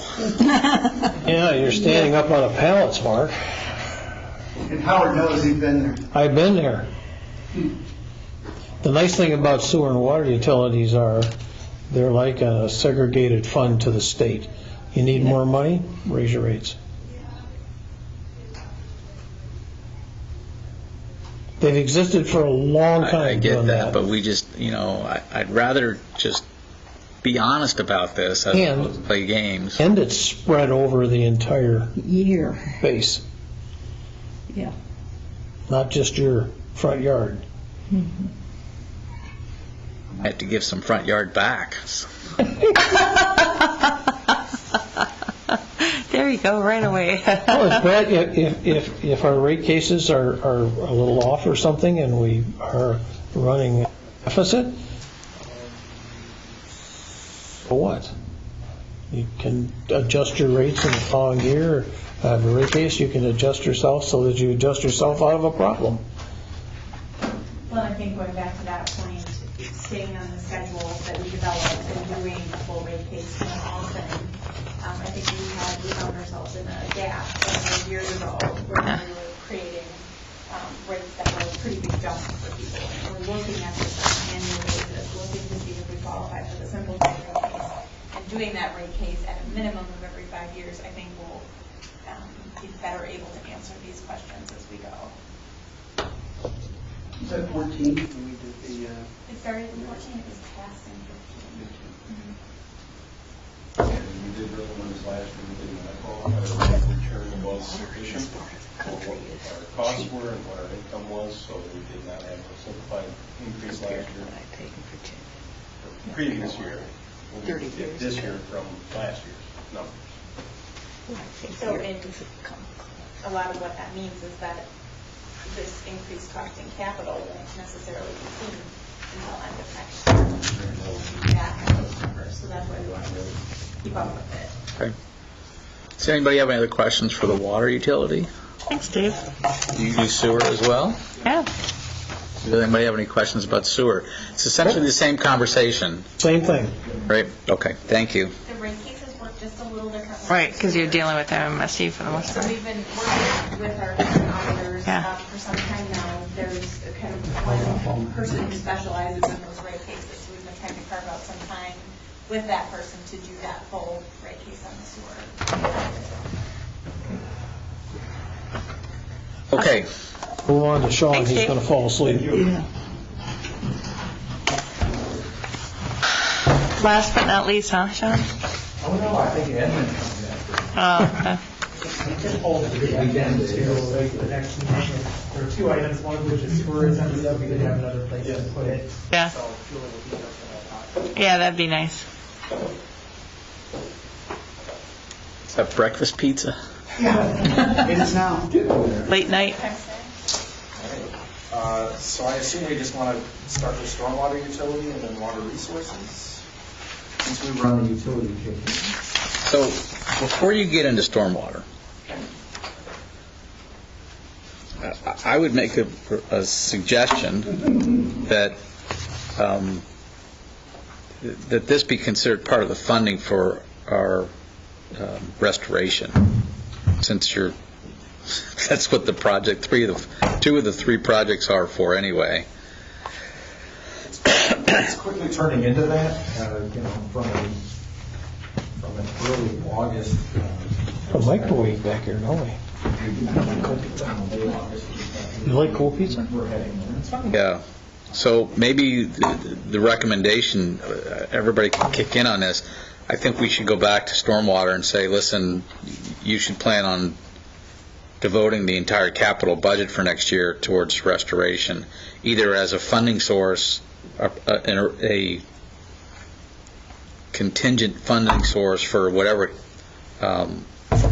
grants or loans or assistance we may get from federal and state funds or sources. But if not, then just use that as a, Clarify what you mean by restoration. Whatever we need to do to the stream bank, right? Whether we have... Stream bank's okay. I don't want to see stormwater utility used for trails. No, this is just the stream bank, right? So whether we have to armor it, whether we have to buy root wads, more gabion baskets, whatever that is to make sure that the stream bank stays where we want it to stay, right? Or if we have to create flood storage along that trail or along that. Are you going to include restoring the police department pond? Because that's pretty essential. No, I'm not against that. That's one of the facilities that was in there. Again, there's not a whole lot of money here on an annual basis, but I think that should be part of the pool. Howard? Mark, I'm going to try to steer you a little different way, and think that, we've had a catastrophe that occurred here over the last couple of weeks, And we've got a lot of damage, and we've got a lot of work ahead of us, and we've got a lot of money that we're going to need to do things that were the result of that process. Let's try not to put them or to take money from existing operations or budget lines to put them into doing something because of that. I'm trying to keep these two things entirely separate. Yeah, but the stormwater board was in the process of looking at the stream bank itself and figuring out what needed to be done. Right, we talked about what we did at downstream from channeling the stream at Cromery. We talked about putting root wads in there. We talked about gabion baskets in there. All those things that we've done in specific spots along the stream survived and did what they were supposed to do. The projects that we were talking about for next year would further that development of those features. All I'm getting at here is that the stormwater utility was already in the process of doing these things that would dovetail nicely into whatever restoration is going to be needed. That's good, but I wouldn't mix up the restoration from this storm damage that we've had with what you were going to do. So what I think I'm hearing Mark say is that if you're going to restore it in the way that we know works. Yeah. And there's areas clearly just to the east of Park Street where that bank went out that we hadn't put in the root wads and so on, that needs to be root wide something on there. My point is that, so you didn't go on the tour. What I'm seeing is that there is major work that needs to be done to the creek bed itself. I'm not talking about trails. I'm not talking about anything other than the channel that the water flows through. Right. And so we can take this approach that says that, you know what, we can do the engineering solution that says just drop a ton of rocks along each bank and then it'll be done. Or we can think this through and say, okay, you know what, maybe root wads here, maybe some rocks there, or whatever it is. But what I want us to get to is, instead of this piecemeal approach that we've been doing with stormwater, is that we have to do this restoration. We should start at the weir, at the confluence pond, and work down methodically to the lake. I'm not. This is an engineering issue that I think the engineers should answer, because there's some places that are much more sensitive. So that piece at Park Lawn, the big problem was there was so much water going through the culvert under the street that it eroded out the bank. And that's a more critical place than starting at some of the upper places, because we've got a house up there. I'm saying that we need to look at the entire stretch instead of looking at it piecemeal, right? Because that's what we have now, is we have these piecemeal components. Right? Yes. We looked at this year. We looked at that next year, and they weren't all contiguous. No. Right. So we have these areas that survived well. We have other areas that just got blown out because there was nothing that was continuous along this process. I think we need to let the engineers decide this. And that's fine. But all I'm suggesting is that this pot of money be added to whatever we're doing in this along the bank, along the stream bank. I've been talking with Gary too, and Matt and others over the last couple of weeks. Our hope was that Stormwater Utility Board could retool in prioritization. Some of, like what you said, was already contemplated. Assessing the channel, top to bottom. Our priorities are pretty different today than they were when this was prepared. And immediately next to Park Street, at the downstream end, where there used to be a nice gabion wall, is the only thing I've seen so far from this event that actually freaks me out. That one needs unanimously our top candidate for doing something soon. But that's a restoration process because of this flood. Yeah. Yeah. I think you could actually make it's not even restoration; it's emergency repair. It's emergency repair. Emergency repair. I don't care what they call it, but the funds for that come out of. That's going to take some design and some construction. Yep. You started. Yep. Time is sensitive. Yep. Don't borrow from. I don't know that there are other areas, but that's our consensus number one. Eating cold pizza at 9:30 Yeah. at night. Dave's not here, but usually we do that on the first day. The utility did an awful lot of work with the right people in the right places at the right time, so that we got water and sewer that was working. Not all of the sewer work all of the time, but all of the water did. And it's easy to look at what we lost. It's a little harder to look at what we didn't lose. But it was really impressive what those guys were up to. And still what they're doing. Yeah, it's not over, but Yeah. you Right. know, the touch and go part is over. So when you see the guys in the blue trucks, be kind. And the green trucks. Yeah, Gary and I were hoping that somebody to just retool this, and you know, it's the same places. The location of the plant just shifts. Water resources. Just had 3 things that we're looking at. 2 of them are per agreement.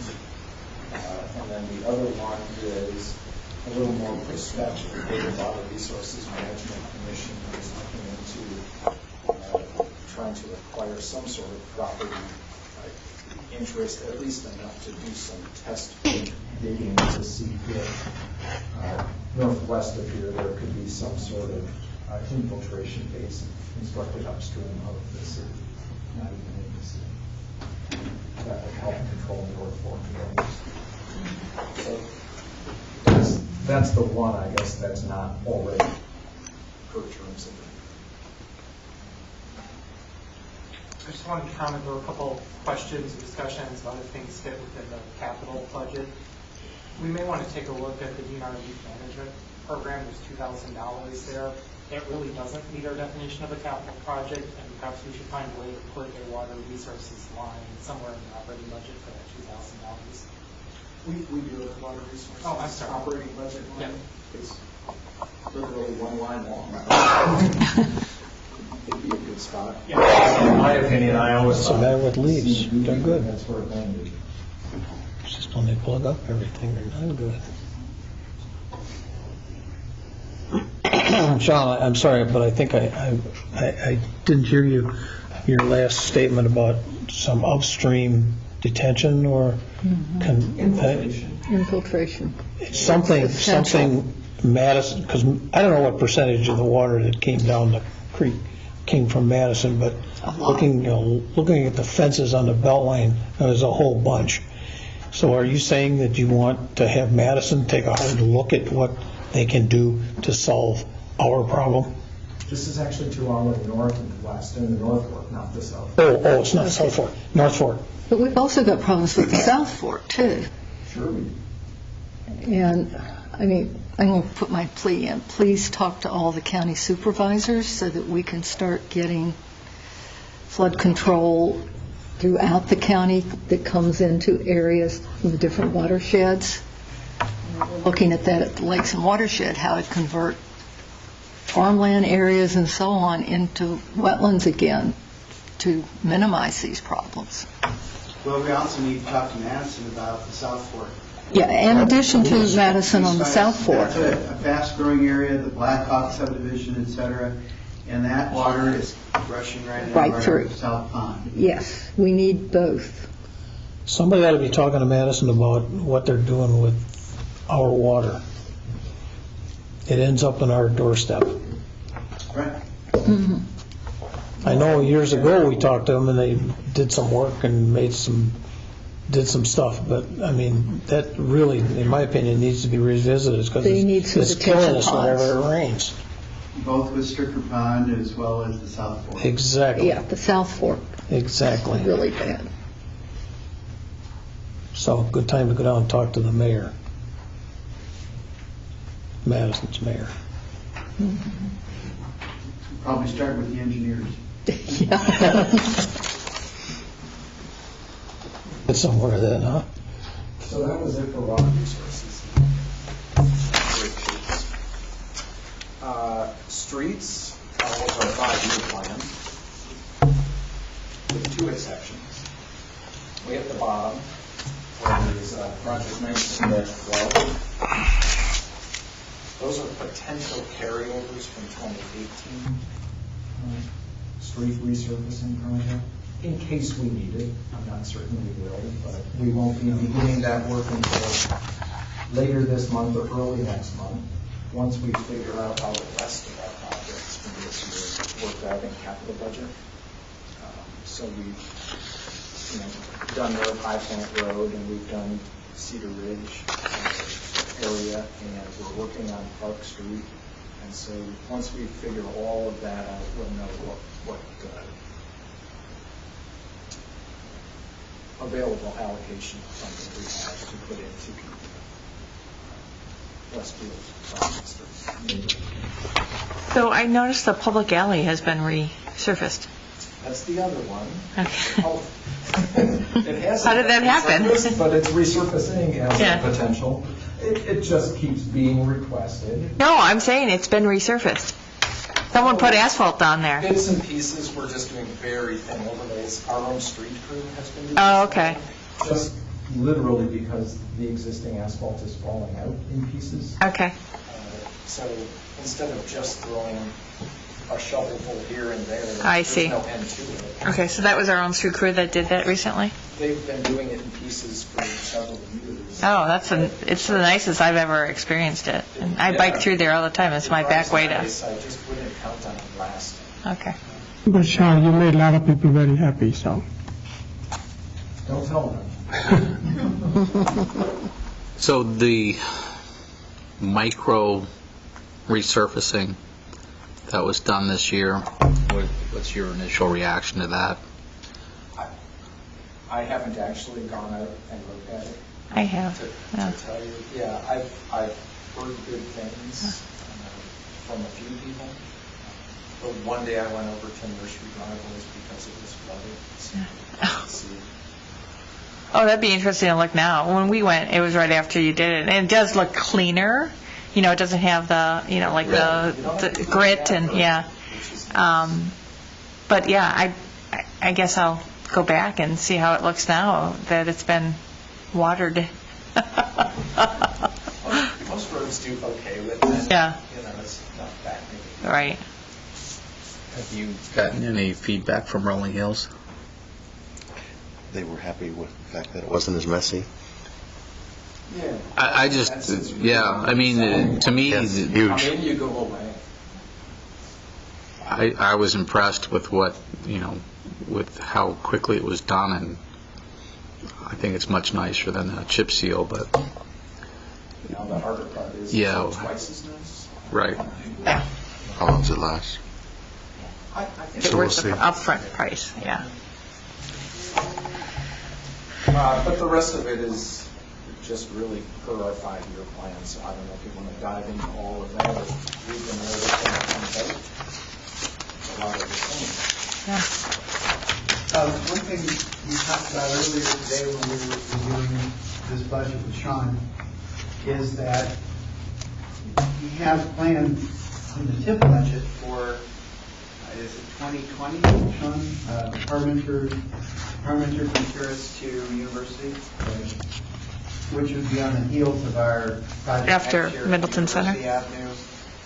And there's also a chunk of Elmwood from Parmenter to Aurora, which is in bad shape. And then there's Aurora listed in here. And I think we can make a good case for all of that being done by TIP 3, due to the redevelopment of Middleton Center and our interest in getting that all fixed up for at least through the first 2 phases of Middleton Center, maybe the 3rd phase as well. It's only $30,000, but to do it as one continuous project rather than in pieces is a suggestion. So it's Parmenter from Terrace to University, connects that Parmenter to Aurora, and then Aurora to University. So it's It's one continuous project. Isn't that concrete? Are you saying you want us to delay that when we do permit to the following year? I'm just saying I think it could be taken out and Okay. done with TIF in 2020 as part of that. And I don't know if there's that overwhelming need before then. It's just water main replacement in this block of the road. Water main. Water main, yeah. I suppose it could just as easily be added to the University Avenue project next year. No. Timing becomes pretty critical on that. So Okay. adding stuff is bad.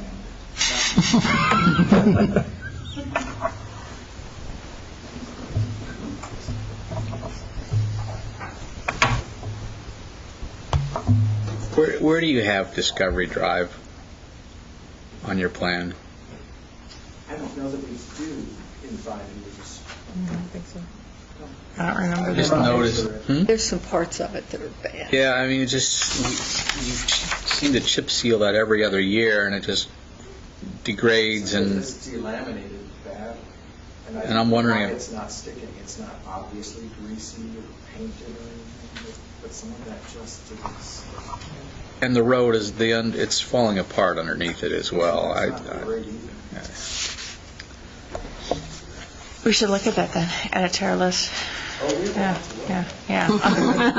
The number at the bottom there on that first column for 2019, I was trying to keep an eye on, sort of, and Sean Alsrud is a heavy lifting on this. I said, balance $2 million across that bottom line, and he tried. It doesn't quite this next year, partly because I added on, these 4 courts that we may have to roll over, and partly because of the public alley that's not on a 5-year plan. But other than that, we got about as close as we reasonably could.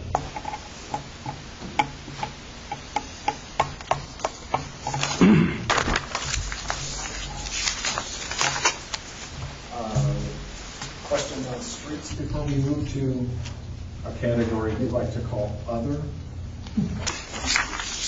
Public Works said go with it, so. Public Works said go with the streets list, so. Yeah.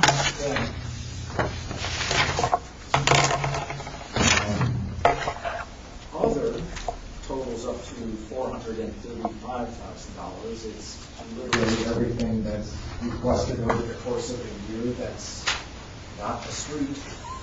And we try prioritizing these two. And the Public Works Committee looked at this list. Last year, it might have been during budget discussions, there was an overall presentation that of roads would be $2 million, everything non-road would be about $100,000. This is in excess of that. So I don't think there's any expectation that all of this will be funded. In which case priorities become important. I don't know if there's any questions about any of this, or even really how long you've had it in your hands. I understand you don't have the narrative, but I don't know if you want me to read you the 15 narratives. It's on the screen. Yeah, I know. I don't blame you if you don't want that. I think you missed your opportunity at 6. No, I was here. You weren't talking to us then, though. Opportunity. So, and most of it's pretty self-explanatory, even if you're reading literally just the titles. Some of it you've seen before, RRFBs, you know what those are. So we just put the locations finder. Some of the stuff I'll just highlight down near the bottom. The reason it was not very important is Discovery Drive Streetlight, which was on last year's but not funded. PDQ office really is no longer in business, so that they were the primary users of that bus stop, which was underway. And Century Avenue, signal and turn lane improvements are being studied as part of the County M project. And so I'm a little hesitant to start making improvements that may have a short life. That's all. Not that they're not needed, but they may not be needed.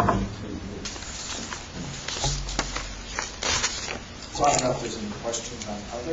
Remind me when the county's going to do Century Avenue next year? Well, we were looking at a joint project with the county to resurface Century Avenue, but I'm certain they would have wanted a jurisdiction transfer as part of that. So we're rethinking that internally as to whether we want to charge forward with a joint project to claim jurisdiction on the road. We really aren't well situated for future maintenance. Instead of What, try to pull your Cottage Grove Road trump card out, is that it? Yeah. That's the short version. Okay. We'll see how it goes. But it's not a terribly high priority for me if the price of it is.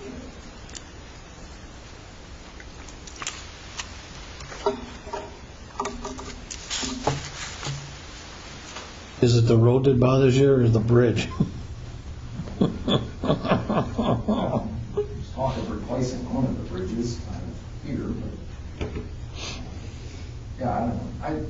The road's perfectly drivable for what we've got going on.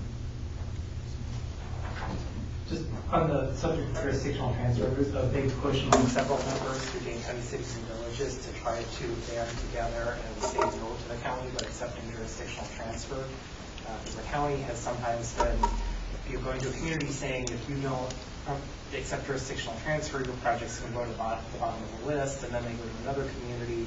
And the feeling is if all the communities come together and say, no, we're not going to accept jurisdictional transfer unless it makes sense, kind of forces the issue with the county where they can't pick off one municipality at a time. okay. I did not know that. The real question is, why do they want to do it in the first place? Well, they would have been doing it if state law hadn't been changed, so then it would have been, we wouldn't have had as much leverage. Now we have a little bit more leverage because it's not mandated, so.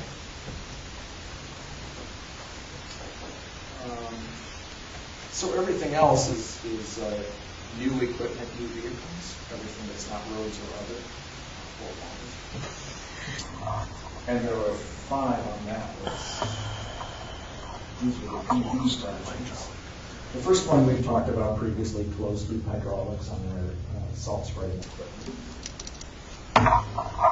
The 1-ton truck is sort of a unique dump truck, classified that way, which is a nice utilitarian vehicle. It serves a good mid-range, so it can serve LD, it can serve light end of heavy duty. So it can function as a plow truck, but moving stuff around. Because it's lower failure clearance, so we want to put stuff into the public. That's a lot easier than having a full patrol truck. Pallet painter is actually a skid-mounted painting system that slides into a truck. So without having, sort of this mid-range truck, there would be no point in getting a pallet-based painter. Right now, what we have is a walk-behind that has an attachment for a power buggy, so you can be a motorized mechanism drive our painter right now. As often as not, it's walk-behind. I think this would be essentially a hybrid truck mount, so it would be longitudinal lines reasonably efficient.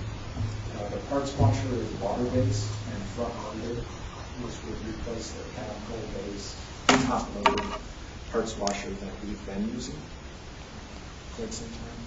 And then the bottom one is an additional pickup truck for the streets crew, which, as I understand it, would get its most use during the summer. So we talked just briefly this afternoon about also, in lieu of this, looking into just seasonal rental of a vehicle. I see all your stuff here, you say your Fords. Is that you don't bid it as a Ford truck, don't you? We quote it as a Ford truck, partly because that way our inventory at the mechanic shop can be maintained in a more limited way. Those parts become interchangeable. Instead of go get whatever you want, which is how it used to be. We'd have Chevy people and Dodge people and Ford people, and we'd have oil filters all over the place.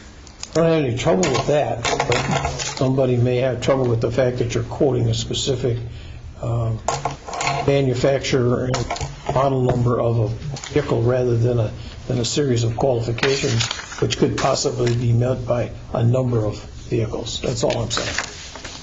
But it's not if you're going to reduce your inventory for your parts and. And that's the Yeah. driving reason, right? So when Yeah. we There's a want whole- a part number at our pump station, we call it that part number. And if it's critical to us that it's made by a specific manufacturer, we don't accept or equals unless somebody makes exact Yeah, but- that part and puts their name on it. Yeah, but if the horn button on your F-150 goes to pieces, you can go down to Napa or you can go down to Weaver and get the same darn thing. So the argument that it's proprietary to the Ford vehicles is nonsense because it's too common a part.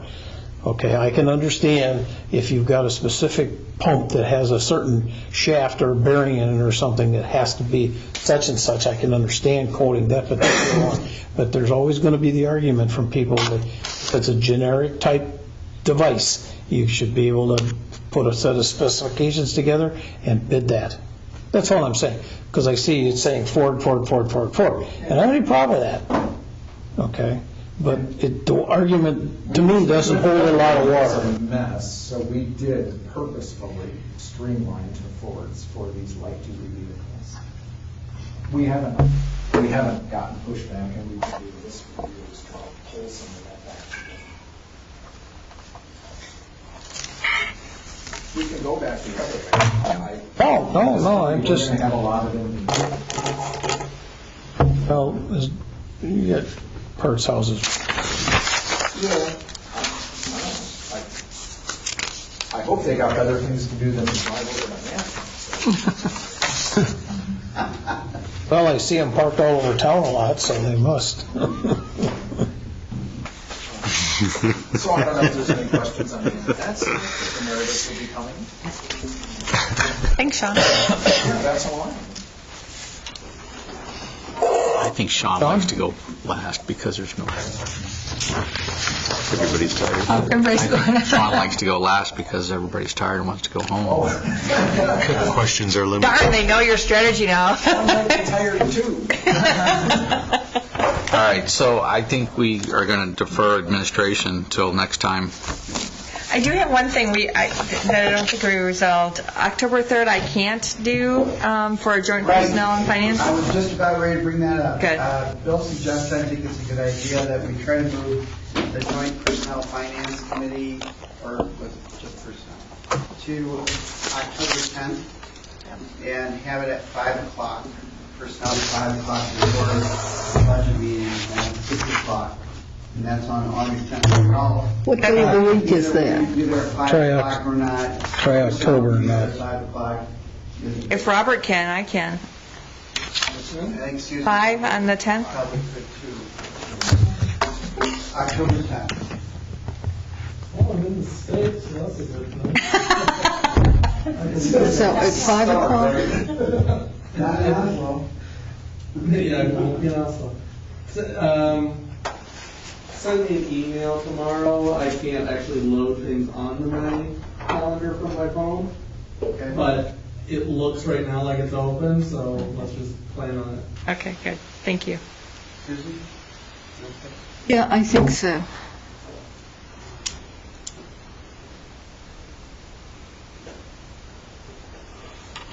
All right, we'll plan on that. By fall and I can't. When's the next meeting? Then next. So next would be September 12th and then the 27th, and then split the departments up for the operating budgets on those 2 nights. And then we're rescheduling the meeting from the 3rd, and we will go to October 10th to start Oh, these decisions. what's on the tap for the 12th? 12th and the 27th would be the operating requests. I think in the past we split those up into 2 nights. 6 to 9? So I think we should talk about what we want to hear from people. I don't want a resuscitation of, this is what we did this year. I can't make I think they need to focus Is it on the 27th? budget itself, where there are differences and why there are differences. I don't want to I think all of our time is valuable. I don't want to see resuscitation of accomplishments from 2018. But we need to be doing, We've been at for the last few years. No? for the most part, Yeah, yes. just to go to the decision items, I think, would be great. Yeah. And I think that's what they did last year, it seems to me. Put on the How I list. remember it, because it went pretty quick. Just want to bring it up again. Just Talk make about the 27th. same page. I have a Lakes and Watershed Commission meeting that night. Which night? The 27th. I have a colonoscopy that day, but I'll be fine.